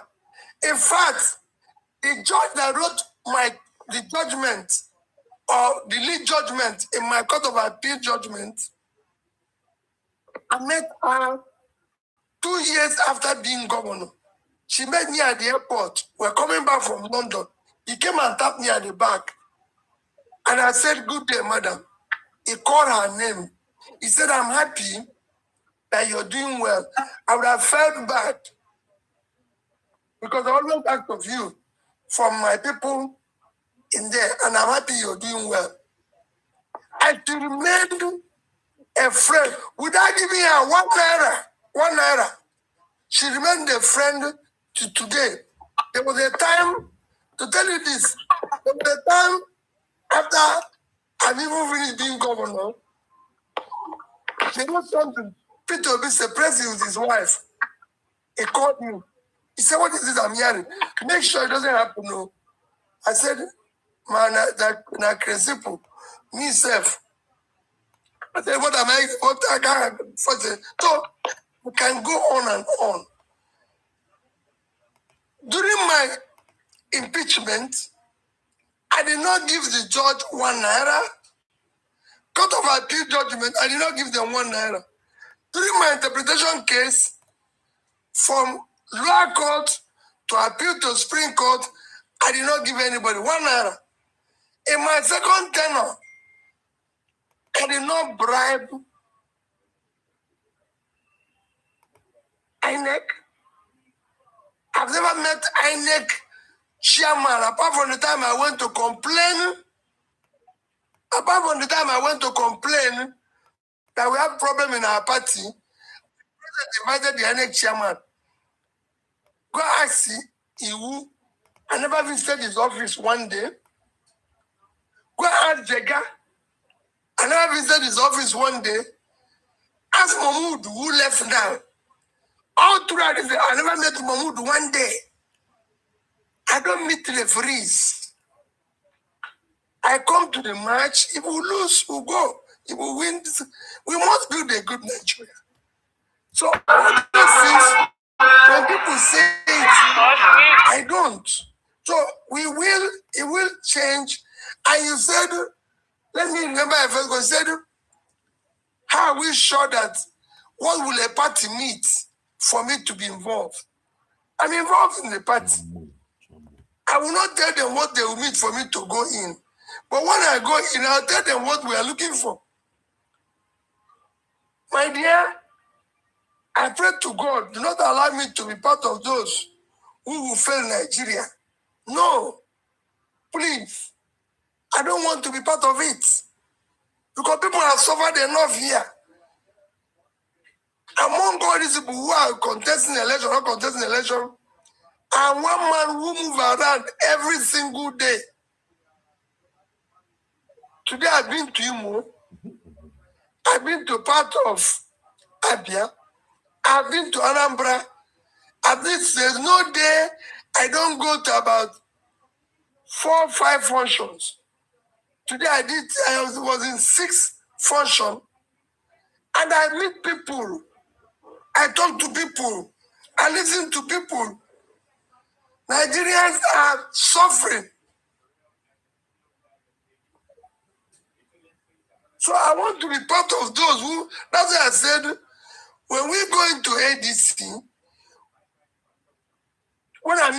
that's when all of us are now that family, people from PDP, people from APC, when all these people come in together, the first question is, what are we going to do differently to change? It's not going to be overnight. To start changing the lives of Nigerians. What are we going to do different? So people will say, okay, maybe these people were once Saul, They have now started becoming poor by changing the way they do things, what they were doing yesterday. But if it's for us to go, like most people are thinking, oh, this man has stolen this amount, this man owned this house, let me go. Oh, no. That's not the purpose. All right. Thank you very much, Your Excellency. So we're going to take the next 4 questions now, I guess. But before we do, allow me to inject I this, thought people said we are going to be on just so. Tanko told me he wants us to do just 1 hour or thereabout. Okay, go on. I'm listening to you. Oh, okay. No, definitely. If I guess, okay. Your Excellency, we of course we do respect your time. I mean, if it's No, I'm okay. I'm fine. Okay. Thank you. You're so gracious. Thank you very much. And this is what I was going to say, ladies and gentlemen that are listening. I actually thought that each time we get the 4 set of questions, we're going to have to go over them. But you are keeping track of the questions, and this is amazing. And this is what we're saying: the kind of leader that we want for our country, a man who has demonstrably proven that his mind is sharp, he has a good understanding of knowledge of the problem, and he has preferred practical solutions to those problems. That's what we're talking about. He's alert. He has the precision in his understanding. He keeps track. He's engaging with the people. He has empathy.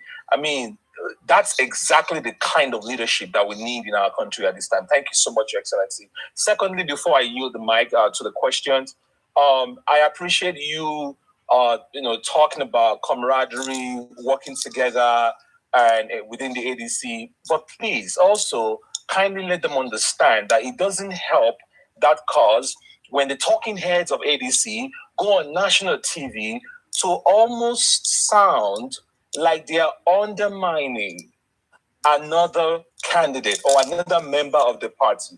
I am not going to mention any name specifically, but I believe everyone knows what I'm talking about. So it does not help in the spirit of working together that we have talking heads who go on national TV, and when they ask them questions about you, about your candidacy, about your decisions, and then the next thing is they take that as an opportunity to lampoon, to say things that sort of tacitly undermine. Let me cut it short. Yes, sir. Let me cut it short. Please. Of course. Those things don't bother me. Peter Obi is a small person when it comes to the millions of Nigerians that are suffering. And I can tell you, some of those who talk actually have people around them that suffered more than people around me. I have nothing, absolutely nothing to gain in this exercise other than to help to build a better Nigeria. I've said it, and I'm happy those who know me can say it. Getting into politics made me a poorer person. To those who know my business, I've shown it all over the world.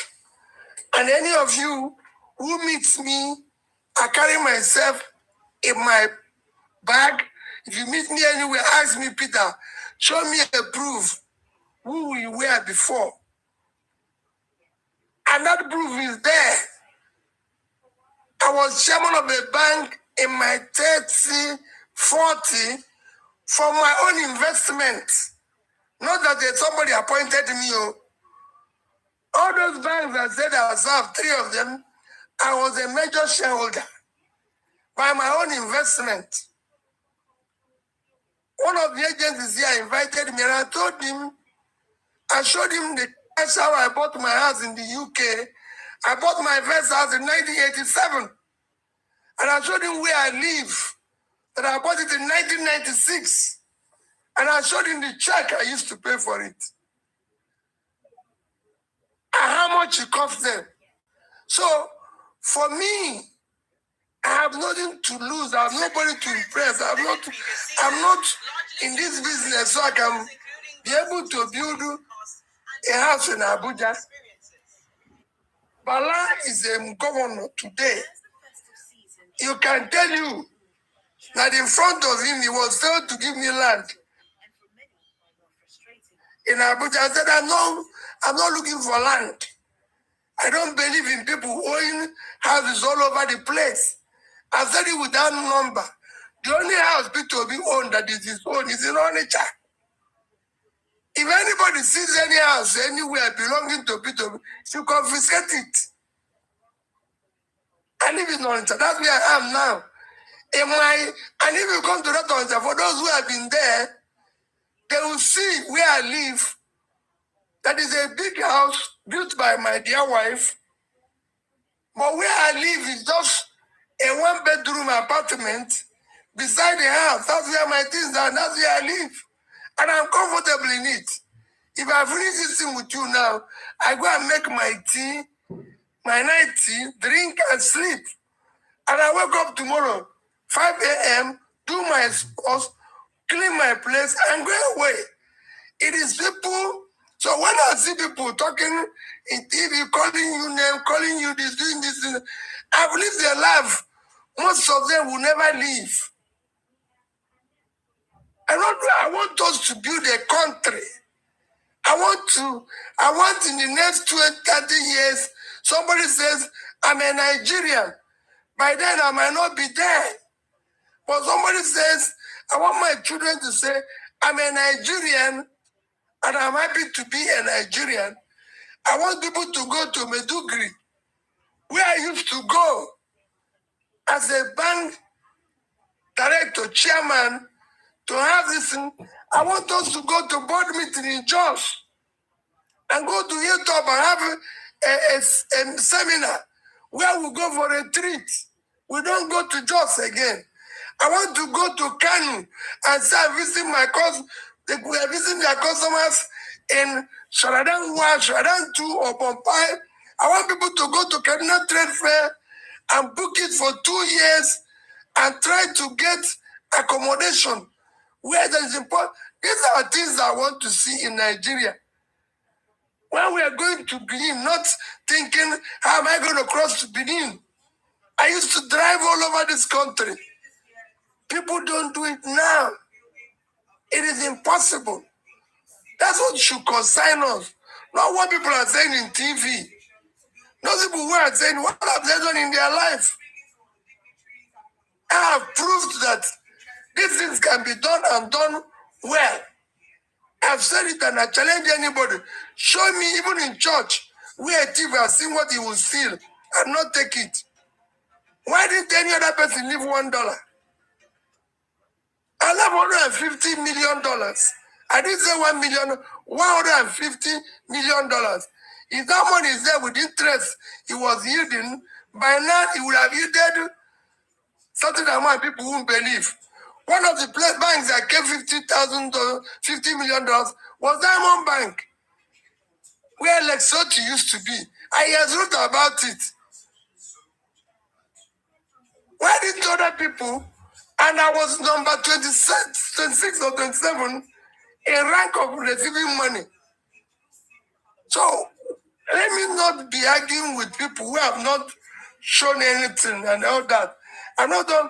If you call people idiot, call people idiot. It's not my business. If calling me idiot to make Nigeria better, please change my name to Peter Idiot. Let Nigeria be good. What is important? Let's change the country. Let it work. If you don't be fool, if you're going to change me to become Peter Fool, and it will be all right, I'll change it tomorrow. I go to court and answer Peter Fool. But let the country work. These are things they are using to divide us. I want to see Nigeria work as Nigerians. I worked with people from all over this country. None of you have said I've treated him differently because it's another part of the country. Never. I've never done so. I go to the north, I sit down with Almajiri children because they are children of Nigeria. I come to the south, I sit down with children of the poor because they are Nigerians. I go to everywhere, I relate to everybody. I told you when I went to look for an ADC, I asked an IG, of this country, I want you to give me a very good ADC. He told me, say, the boy I will give you that is good is a Muslim. You a Christian, you want somebody from your place. And now that I say, AG, I want you to give me a very good person to work with. I didn't come here ask you that I'm looking for a pastor. He gave me a very sound, good person from Kano. We work together. Till today, we are brothers. And today, we are brothers. We still talk. If I need anything, I will tell him. If he wants something, he will call me. I met such people in the bank. I met them everywhere. And I still work with them. I still work with them as a family. So when people now come and tell me, oh, Peter, you want this. Oh, Peter, this. These are people who live off the division. I've never spoken. If any of you will ever say, I've spoken to him and talked about the state or the greatery or tried to show I'm from this place, and let me know. It has never happened. Unfortunately, because of who I am, not being experienced in politics of division, politics of sabotage, politics of blackmail, they blackmail you. They talk about anything, they will do this. But go and look at the record of all those people. They have never worked with anybody or done anything without dealing with their own people. But I have proof. And that proof I'm showing you that as governor, my ADC is from Kano. That proof I can show you that as a banker, people who were around me were Kano, Kaduna, all these places, Kogi, and all that. That I can prove that my wife is from Akwa Ibom. That I can prove, I can go on and on. But people who are doing the other way around are the ones who are giving you excuse.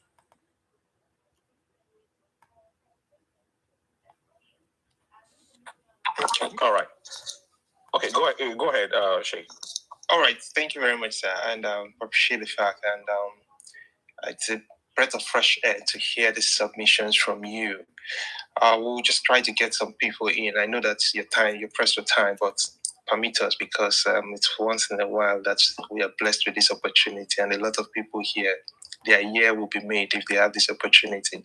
So let's go with guns ablaze. That is Bilok. You go first. I'll just pick the queue. Just 1 minute after you, Bilok, I will bring in Inem, and after Inem, I'll bring in Honorable Prince, and after Honorable Prince, I will bring in Koladi. Let's go in that order.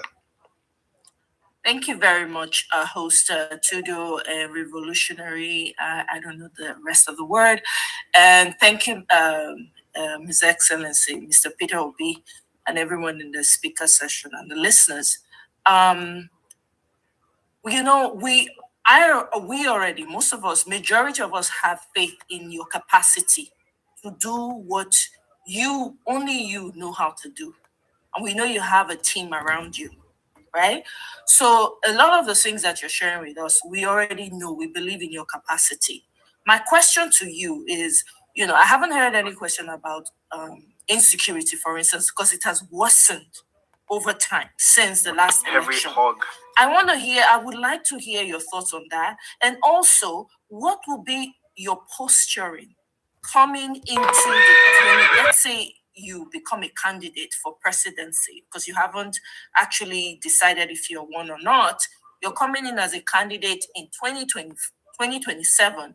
What would be your posturing? Understanding that the people that are currently in the government right now are not, for lack of better words, are not trying to be disrespectful.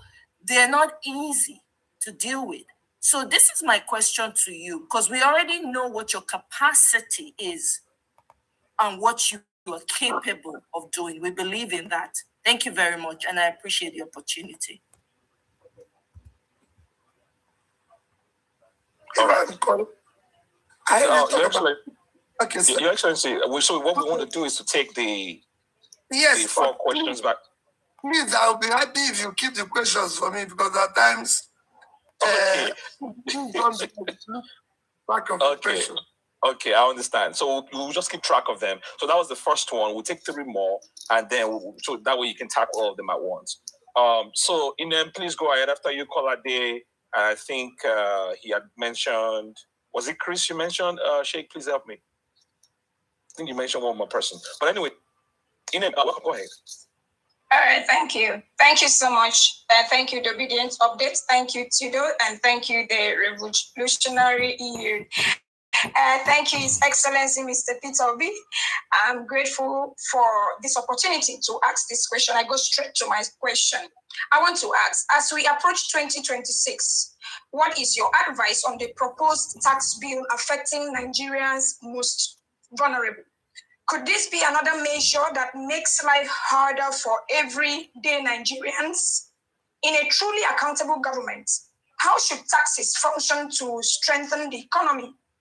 Sir, give us 5 key tenets for us to abide with in view of nation building as obedient and well-meaning Nigerians. I appreciate your continued role as a beacon of hope. Personally, I thank you. Thank you, sir, and God bless you. With perfect health as always. I yield. Thank you very much. Thank you. All right, Kolade, please go ahead. Okay, thank you so much. And I greet everyone. Thank you, Your Excellency, sir. So, straight to the question. Knowing fully well that you give millions of Nigeria your word, and I can quote dates, June 30th, you said to the whole world that come 2027, you will be on the ballot. And you repeated this multiple times thereafter. Should we still hold on to this word, or we should, discard it? That's my question. All right, and then we'll take just one more. I believe Chris was the person that he had mentioned. So let's take Chris. Chris, are you there? Chris. All right, Chris is not there. Let's take Prinzella. Yeah, I was just far away from my phone. I wasn't sure it was all right, but I'll take it. All right, go right ahead. All right, thanks, mate. Hello, everybody. Hello, His Excellency.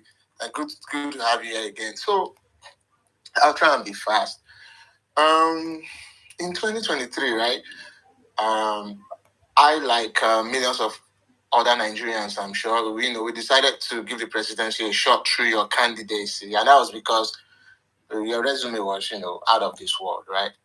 And for most of us, we will not allow our 80-year-old parents, take the wheels while we sit in the passenger seat, right? That on the side. And a few months ago, you told us that you would only be part of a coalition that is for the people. Given by what you've said so far today, are you telling us, in other words, that the coalition is now not truly for the people, or are you, like most Nigerians? Come again. Say that will truly come again. Yeah. So this is my question. From all you said today, a few months ago you told us that you would only be part of a coalition if that coalition is truly for the people. That was what you said, in other words. So my question is, going by what you said so far today, are you, in other words, telling us that the coalition as it is in its current setup, are you saying, in other words, that the coalition is now for the people? Or, like me, and I'm sure like numerous other Nigerians, are you concerned that we still have people in this coalition who are for their own interest and their interest alone? Because, sir, I know you are busy with other things. You might not spend the amount of time that we spend here on this TL, the amount or the barrage of, I'm trying to look for the best of trying to be modest here. Maybe I could dare say insults. I know you don't care what people call you. You don't care if people call you names.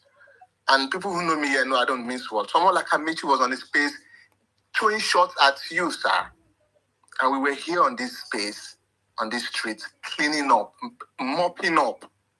Sir, are you like me concerned that the coalition, right, could still be made up of people who are for their own interest alone and not for the Nigerian people?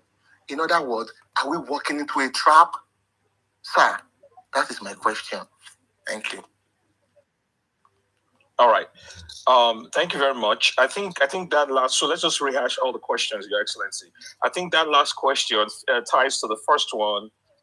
Integrity, your integrity, we all know. And then those that you're working with in the coalition, the insecurity in the country. Let me go back again. Since it's okay. Two of them time. Okay. Yes, sir. Take it again. I will only be part. Oh, so okay. I'm sorry. Go ahead. I think we're having a little. Go ahead. We can hear you. Part of a coalition or a government that will serve the people and change the narrative of Nigeria. And I pray for it because I'm not God. My confidence. God do not allow me to be part of those who want power for the sake of power or for their own interests.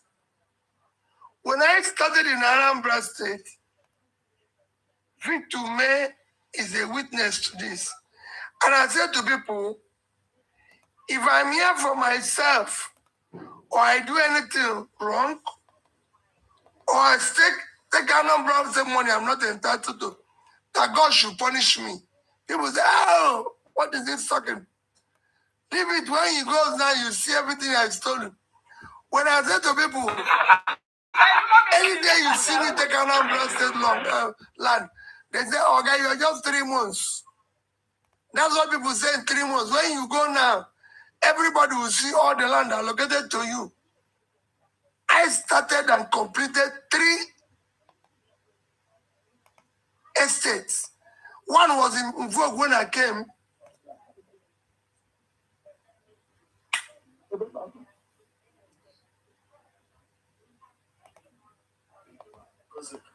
There's an estate that was started before I came in called Ngozika. They have Ngozika phase 2. I think they have phase 3 now or what. And so many other estates. Go ask the developers. Is there anything, any land that P2B has in them? My commissioner for land is a senior advocate of Nigeria today. He gave me a beautiful piece of land,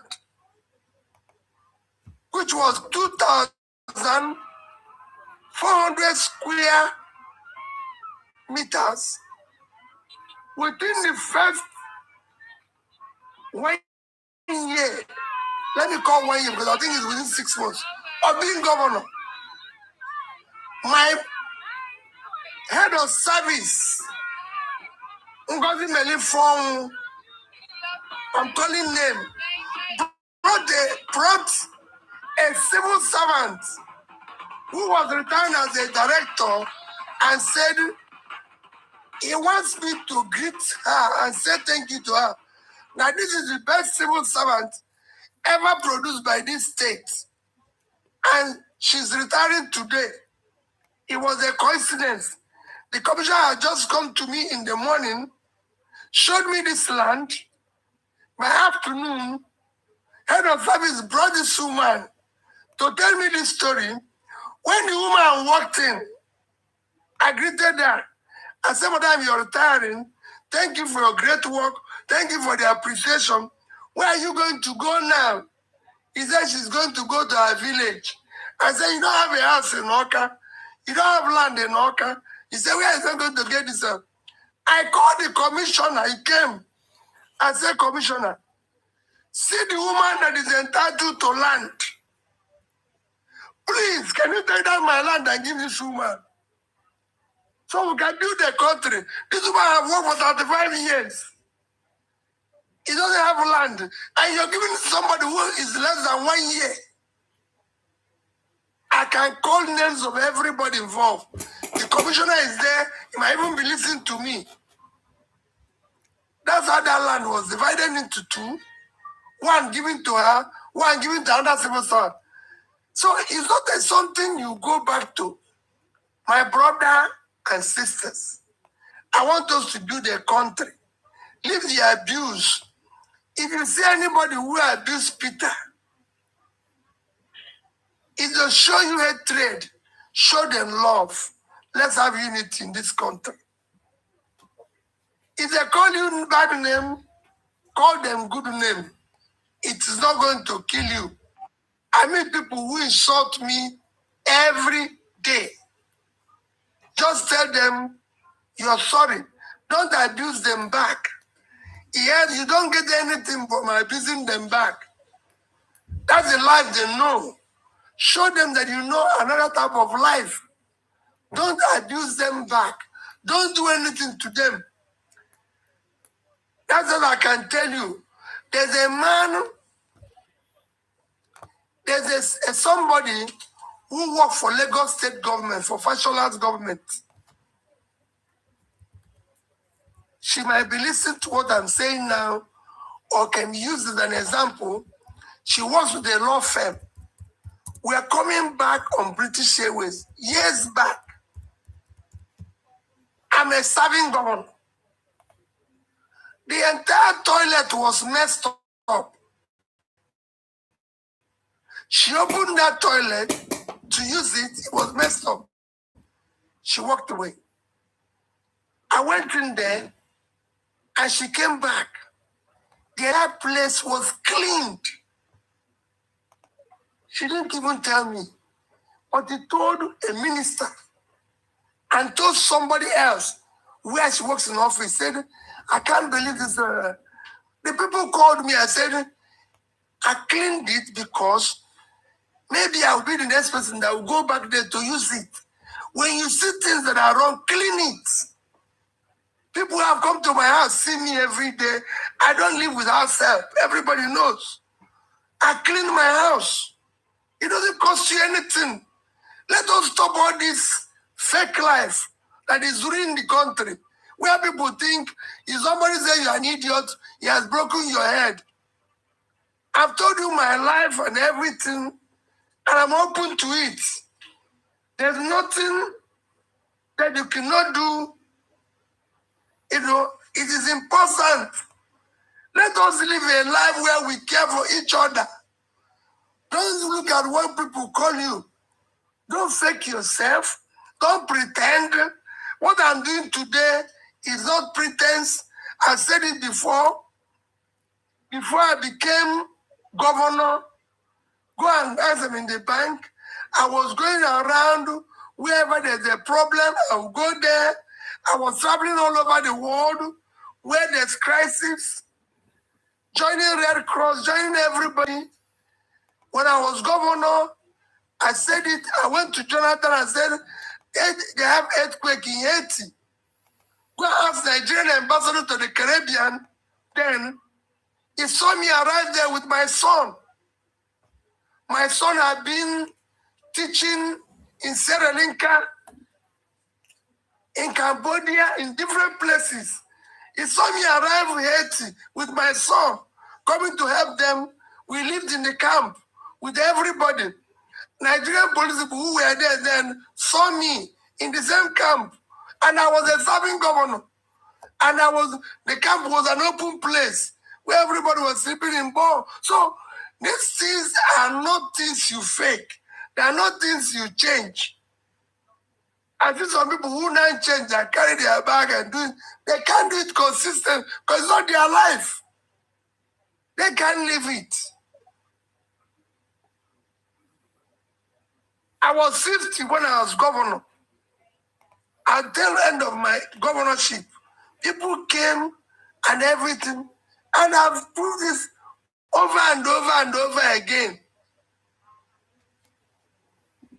So it's not a question of ABCD. Peter didn't do this or Peter did this. No. I'm not trying to learn any today. I'm saying, I've talked to you about my university days. I can tell you about my secondary school days in CKC. After I tell you anything, I told you my joy today. I want to celebrate someone who had built a farm that is celebrated. I want to honor a family of a man who died doing this.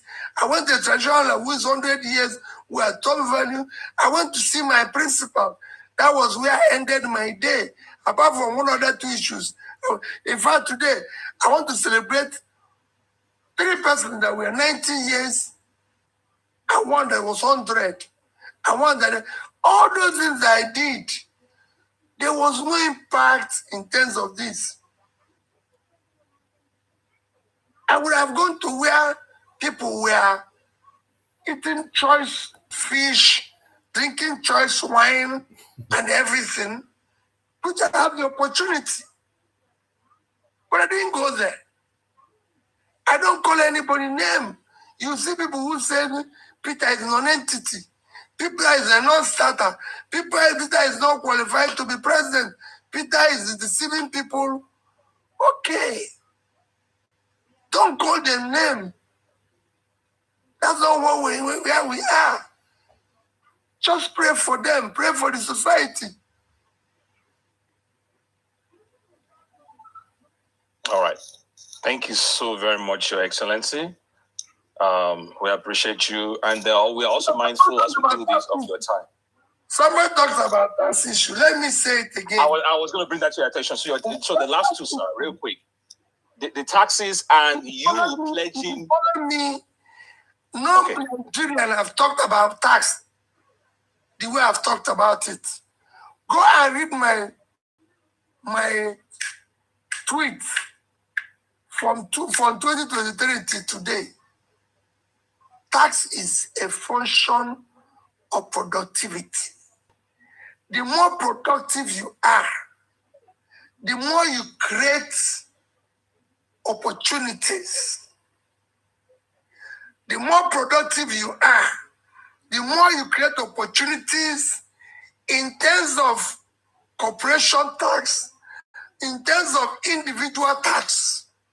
Supported savings, you generate tax. It's a simple thing. You cannot tax poverty. You worsen it. You have people who, over 130 million people living in poverty. You have 80 million young people looking for a job. They cannot pay you tax. Tax is like a bank account. You have to put something before you do withdraw. Those people must first create opportunity for them. You must support them to thrive. Then you can tax them.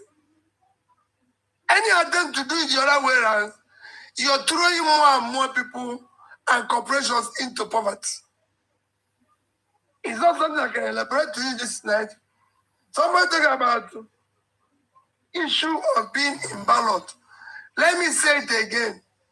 Peter Obi will be in ballot in 2027. But remember what I said. I need your support. I need your prayers. I'm not going to be there by you people quarreling with people. I'm not going to be there by you calling people names.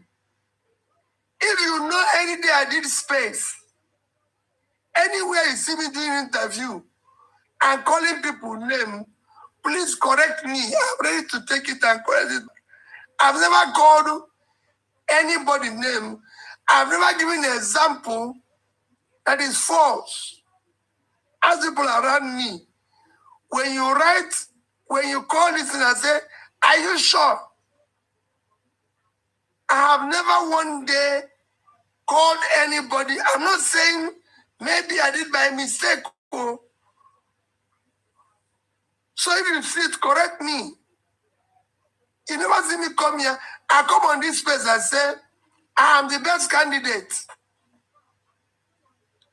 And I said to you, go ask our background, ask about anything, competition.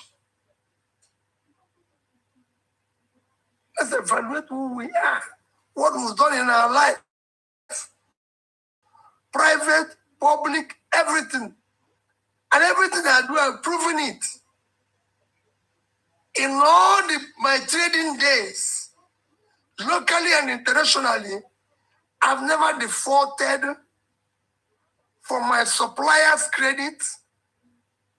I have never defaulted from bank credit. At the time I was trading, I was one of the highest debtors, borrowers from banks. I was getting credit everywhere. I was a creditor. I can show you how much credit banks in the UK were giving me, suppliers were giving me. I can call all those companies from Heinz to Strickland, Bichan, to everyone.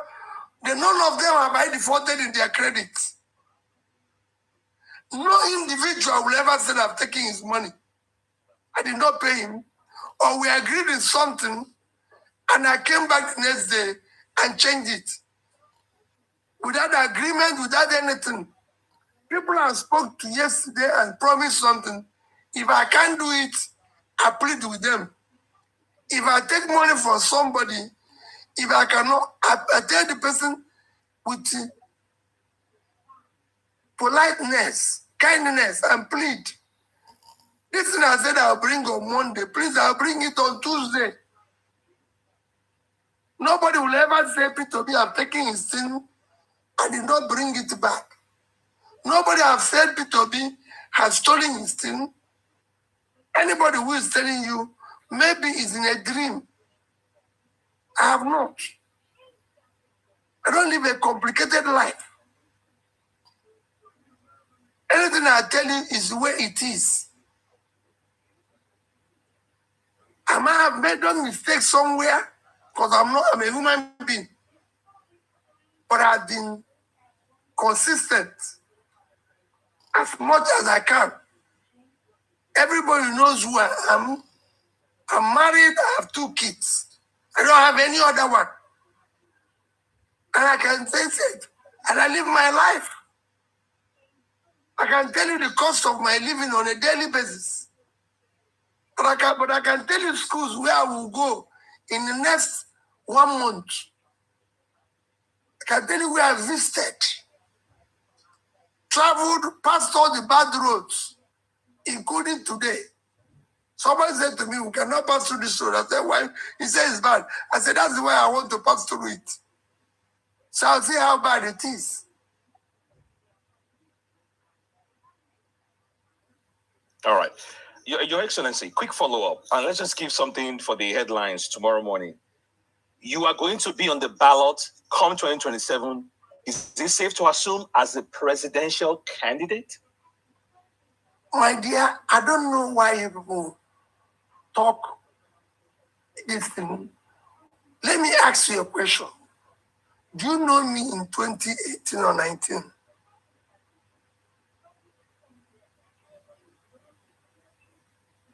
I ask you a question. Do you know me in 2018 or 19? I have heard about you, but not to the extent that I do now, sir. Okay, let me ask you a question. So I'm flying to all over the world to learn how they govern in order to be vice. You know, when people go this thing, I'm not to God. I'm going all over the world. I said Ibrahim followed me with Dr. Mo to Indonesia, and I spent 1 week or 10 days, even going outside Jakarta to go and see the president. Do you visit president to learn how to be vice? My brother, good night. Let us not, I said, I'm not to God. I might not even be alive in 2027. Are you aware?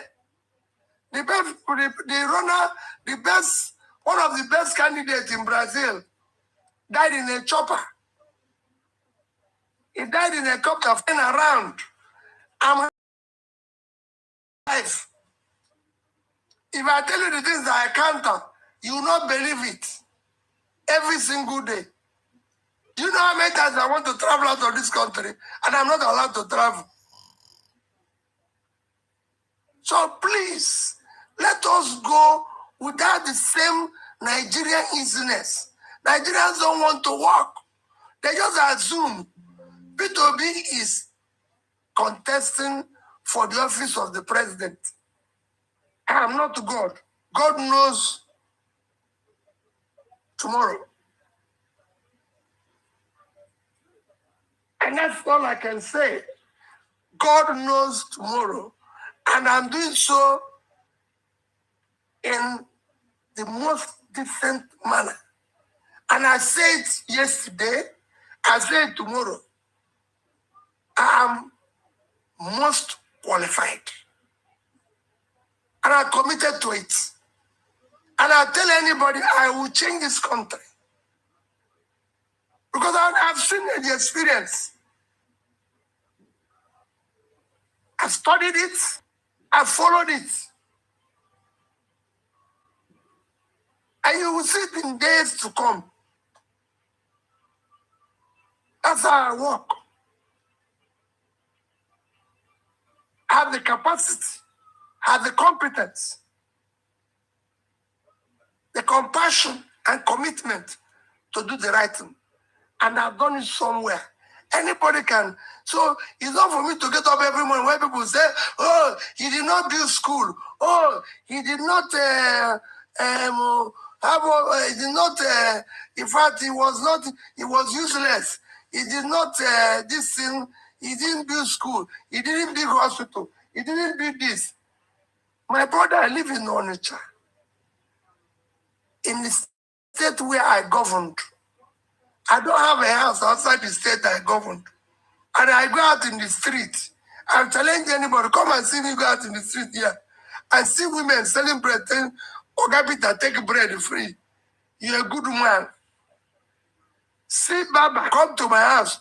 Bob my head, say, oh, you won't pay. Oh. How can you pay? You're working for us. It's me who will be begging, no, take your money.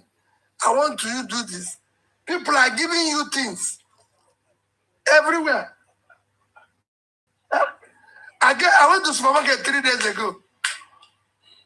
You must have seen it in social media. 3 people offered to pay for my reason. We were arguing. 3 people. This one said, no, I will pay. This one, I said, please, I'm going to pay. They said, okay, if you don't pay here, it shows you don't like us. And I'm no longer in office, so over 10 years after leaving office, people buy me the sale. People say, come and take the sale. I go to filling station and say, we don't have anything in our generator. We did say, somebody say, no, Peter. Anytime you want to say, come here and take it free. I can go on and on. I can go on and on. I've come to the airport to do this flight. My flight is gone. And they say, oh, you cost this more. Somebody said, I bought the ticket. Please go. On and on. People say, oh, hey, Peter, how can you be traveling this class to London? Let me upgrade you. I'm going to pay. I say, okay, I beg. This plane will land. All of us will come out of it. Let's just go. Go to your school. Do this, do this, do this, do this, and everything. Use it to do this in your place. Please. Just go to school in your place. Use this difference to pay for this. You've done it for me. So when nobody come, when you start talking the other one, you're asking me, it's something I told you, Nigerians have learned that arrogancy, bad behavior, has become a measure of success. So if I come out and say, oh, if it was me that, if it's me who had this vote in 2003 have scattered the place. Haba, why would you scatter it? Because somebody did something wrong. No. Oh, if I was this thing, I have the capacity to kill everybody in the country. I have this. No, that's not what we are looking for. We are looking for the competence to listen to that young person who is crying, study his need and do it properly. The people I've studied all over the world, I've met all over the world. Whenever I do, I get people who have traveled with me, see me go to places and listen to what they were able to do. Tanko traveled with me to Rwanda. He saw me meet people in Rwanda. He's on this space. He saw me meet president in Rwanda. He saw me meet this. I didn't go there already. I went there to learn. Everywhere I've been, I went to learn. When I went to Egypt, calling me name. Later, they sent people to Egypt. I wasn't sending anybody. I go there and took copious notes. Why did this country do this? Why did this do this? Why was this happening? That's what makes leader. I've been to schools. All these things. One thing I can tell you is that unless as a country we have what is called unity, love of each other, and work hard for a better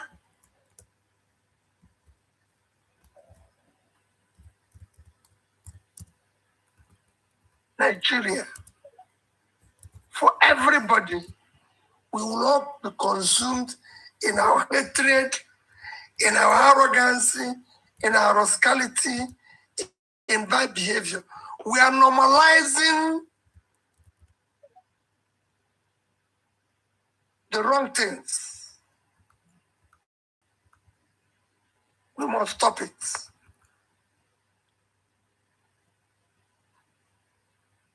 I wish people. Your Excellency, I must actually thank you for being here with us at this time.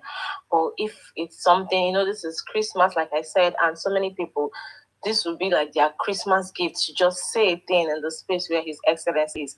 If you still have a little more time, we could just take people like blankets, up to 10 persons, and then they make it really short, and you just, chip in what you have to chip in, and then we begin to round off for the night. I don't know if it's something that is possible, sir.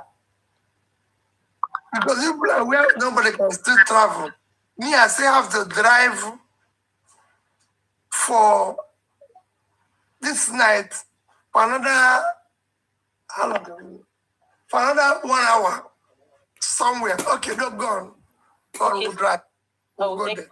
Thank you so much. I really appreciate it. So if you come up on the speaker session, please just 30 seconds is enough. Just say what you have to say so that we will begin to round off for the night. It's been a really wonderful time with His Excellency up there.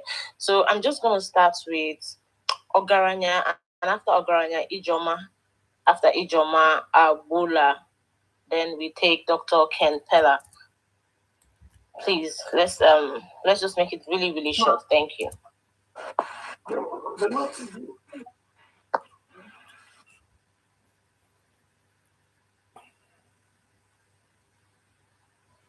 Ogaranya, if you can hear me. Yeah, I can hear you. Good evening, Your Excellency. Good evening to everyone. Thank you for your time. I'm joining from Anambra State, your home state. I'm glad you're in Onitsha. Well, Your Excellency, we see all you've been doing, and I want to go quickly back to what happened in the election in Anambra State. You supported George Moralu, whom we all worked towards his election. He also supported the ADC candidate in the by-election for Niger. However, we all know the outcome of those elections and the performance of both parties in those elections. Now, it's obvious now you're in ADC. You've confirmed that. So I want to ask, Your Excellency, this is your home state. How do you intend to improve the electoral fortunes of the ADC in Anambra State? Because we believe that I believe. Don't know waste time on this thing. I'll be on the ballot. When I'm on the ballot, different things. Just wait and see me do the campaigns when campaigns are done. All those campaigns were not done, they are do campaigns. Okay, thank you. If you live in Anambra State and know me, if you have followed me for campaign, you wouldn't even ask that question. Your Excellency, I've been with you since your first election. Yes, then what you should have known me. I do things with thorough. If you were with me in the first election, I was the first candidate in this state to visit every single community, 180 of them. And as governor, I visited every single community at least 3 times. Remember, my wife visits every single community every year. And I slept to the 21 local government. Have you ever had governors sleeping in their local government? I went to every local government. In Aya Melum is our father's local government. I went there and slept. I slept in somebody's house. Every local government. In Aya Melum, I slept in Polo Denibo's house. In Obaru, I'm telling you the father's government. I slept in, let me remember the name. The man I slept in his house in Obaru. I go to people's house and sleep. Which governor did it? When I want to do my own thing, I don't campaign. When I support somebody, I support the person as the person wish. When it's me, I do it the way I think it has to be done and done well. So you must differentiate the two of them. It's like I support people's business, but I can tell you today, I'm a trader. I trade very well and I make profit because I do it the way it's supposed to be done. That's how I work. It's 2 different things. Even Victor will tell you that. So you can ask Victor what is happening. He will tell you. So it is important. What I'm doing now is that we are rethinking and redefining Nigeria. That should be our top priority. These things, what we are doing is let's rethink. Let's unify Nigeria and make it work. It's about Nigeria. And you know what I always say? Let us forget yesterday. Leave how I'm going to improve fortunes. Allow, you see, we're going to questions about what should be. You've seen me, I'm not a lazy man. I've never worked in a lazy environment. Everything I've done when I was governor, you know what it means for governor to visit 500 and something secondary schools and over nearly 1,000 primary schools physically. Did you ever see I sent somebody to any secondary school? I visited them. I'm a sitting governor. Who has done that? Is it for someone to start saying what he did? I visited them physically. The young girls and boys saw me there. If you meet them today, say, you came to our school when I was there. You came to our school when I was there. So when I do my own things, I do it on my own terms.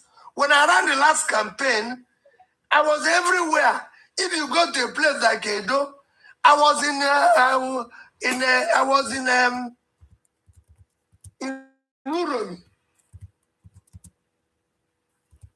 in there. We are able with them. Everywhere I did not go. I went to Southern Boronu. I went to Southern Gombe. Nobody have ever gone to campaign in all these places. I was in everywhere. People have never dared go before to campaign. IDP camps, everything. So what you want to do, you compare me with me. Don't start telling me Do you know how many people are supported for business who ate their capital? There's so many people have supported for business. They failed within 1 year. Even giving them the money to support their business, if they go and take their capital and follow woman, will I go and say they've done this thing? They get their capital. So many people have supported for business failed. But that doesn't mean you will not say, oh, Peter, because of it, you failed. I didn't fail. I've given people money to go and do business. They marry second or third wife. Even have children outside their homes. When me who is supporting them, I've not done that type of life. Will I go? Am I this thing? I'm not a manager of other people's fortune. And I'm not God who created them, who said their own. Just like I told you here now, I cannot say God will. I supported and I still will do it tomorrow. ADC candidates. Today I advise somebody like Dr. Mo, do this. And the young man is doing a lot of hard work. And I wish that his hard work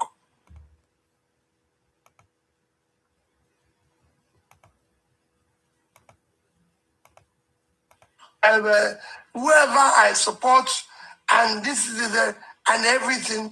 No. And okay, like the ADC person talked. I didn't support that ADC woman. I only came to her place a day before the election. A day, one single day before the election.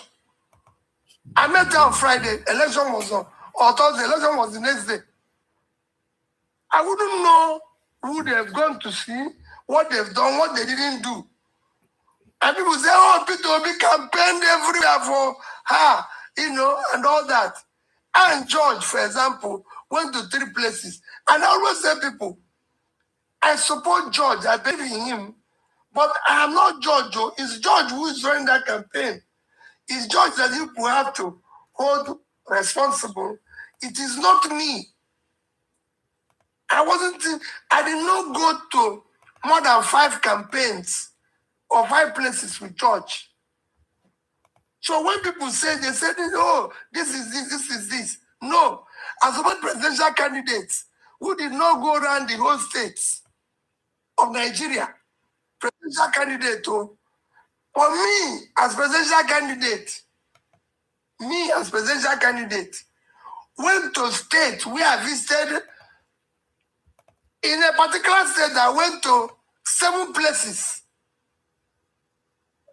In a particular state, 7 places, 7. That's how I want to run my own campaign. So when you now go and say, oh, how you're going to increase the fortunes of this place, leave it. Different thing. What we are saying is, how do we rethink Nigeria? How do we reposition Nigeria? It has nothing to do with, if we do this, and Tanko decides he can do it better, and we can trust Tanko, let's vote Tanko. Peter is not desperate to be president of Nigeria, and desperate to see Nigeria work. But I keep saying, of all those that I know today, I am qualified. I put it into context. I say it without anything. What we are looking for is those that will manage our resources, those that will save our money and use it for good. And I'm proving it in private, in public, in corporations, everywhere. Don't think I started saving money. I was chairman of a bank. The bank wrote to me a letter. We are going to buy you this social and social vehicle. As chairman, I said no. I want to be your chairman. Go ask whether they bought me tire. My first year as governor, my first 4 years as governor of Anambra State, go ask anybody, you're from Anambra, did you see me buy Jeep? No. First 4 years I drove 406 because I needed to have vehicles for the judges of Anambra State. I needed to have vehicle for permanent secretaries in Anambra State. Nobody have ever bought permanent secretaries vehicle when I bought vehicle for them. Nobody have ever bought directors in our civil service. Our magistrates never saw car. They were using Okada. For me to buy their vehicles, I use 406 with them. With them. So these are not sincere. And there are things I'm telling you, I'm speaking to you from Anambra State. When you finish, I'm going to drive to about 30 kilometers or 40 to get to the village where I'm going. I'm not quarreling with it because I believe in it, because I live that type of life. So it's not fake. Thank you. So, thank you. Oh, His Excellency, we really appreciate the commitment to this task. And like you mentioned, you are not putting in all this effort. You are not going around the world learning from various institutions, from various presidents to be advised. And that is something that we all know, that on that ballot, you will be there. No, I'm not God. I'm not creating. Remember what I said? I said I'll be on the ballot. That everybody who goes to a competition goes there to win. But Nigerians wants to do it arrogantly. I mean, all the people we won in Morocco, didn't they come to win? Did Tunisia come to lose against us? They came to win. We came to win. But God knows who will win that day. And it's a competition. But Nigerians want to say, oh, it must be me, or call the other person's name. The Tunisia didn't insult by insulting Nigerians. Nigerians didn't insult. It's a 90-minute game. Let us go and walk. That's why they are talking about bullying. Bullying is because people, Nigerians like easy life. And then they'll come back and say, oh, it's people who wants easy life. I don't want easy life. I've never lived one. And I'll never live one tomorrow. I like work. Let us walk. If we walk and God says Peter B will not be, I'm happy. Who among people who have contested the election have been able to do what I'm doing in the past 4 years, where you won election, they deprived you, and yet you're going around preaching peace and hope without calling anybody name, when everybody's calling you name.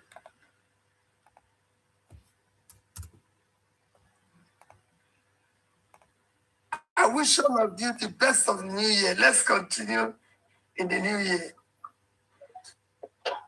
Thank you. Unless you want that. Unless you want that, somebody said it. Unless you want, there's somebody who said, unless somebody was talking about people who, he said, that he wants somebody to make comment.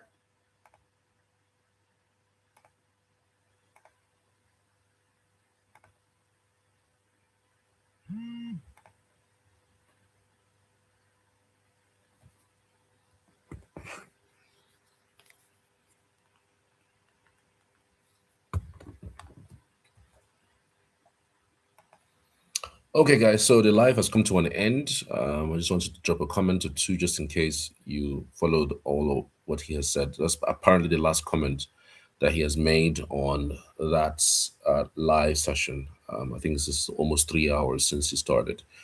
But I think he came up pretty late. I'm going to be cutting some parts of the comments that he has made and then post it a little later for those who missed out on the beginning part.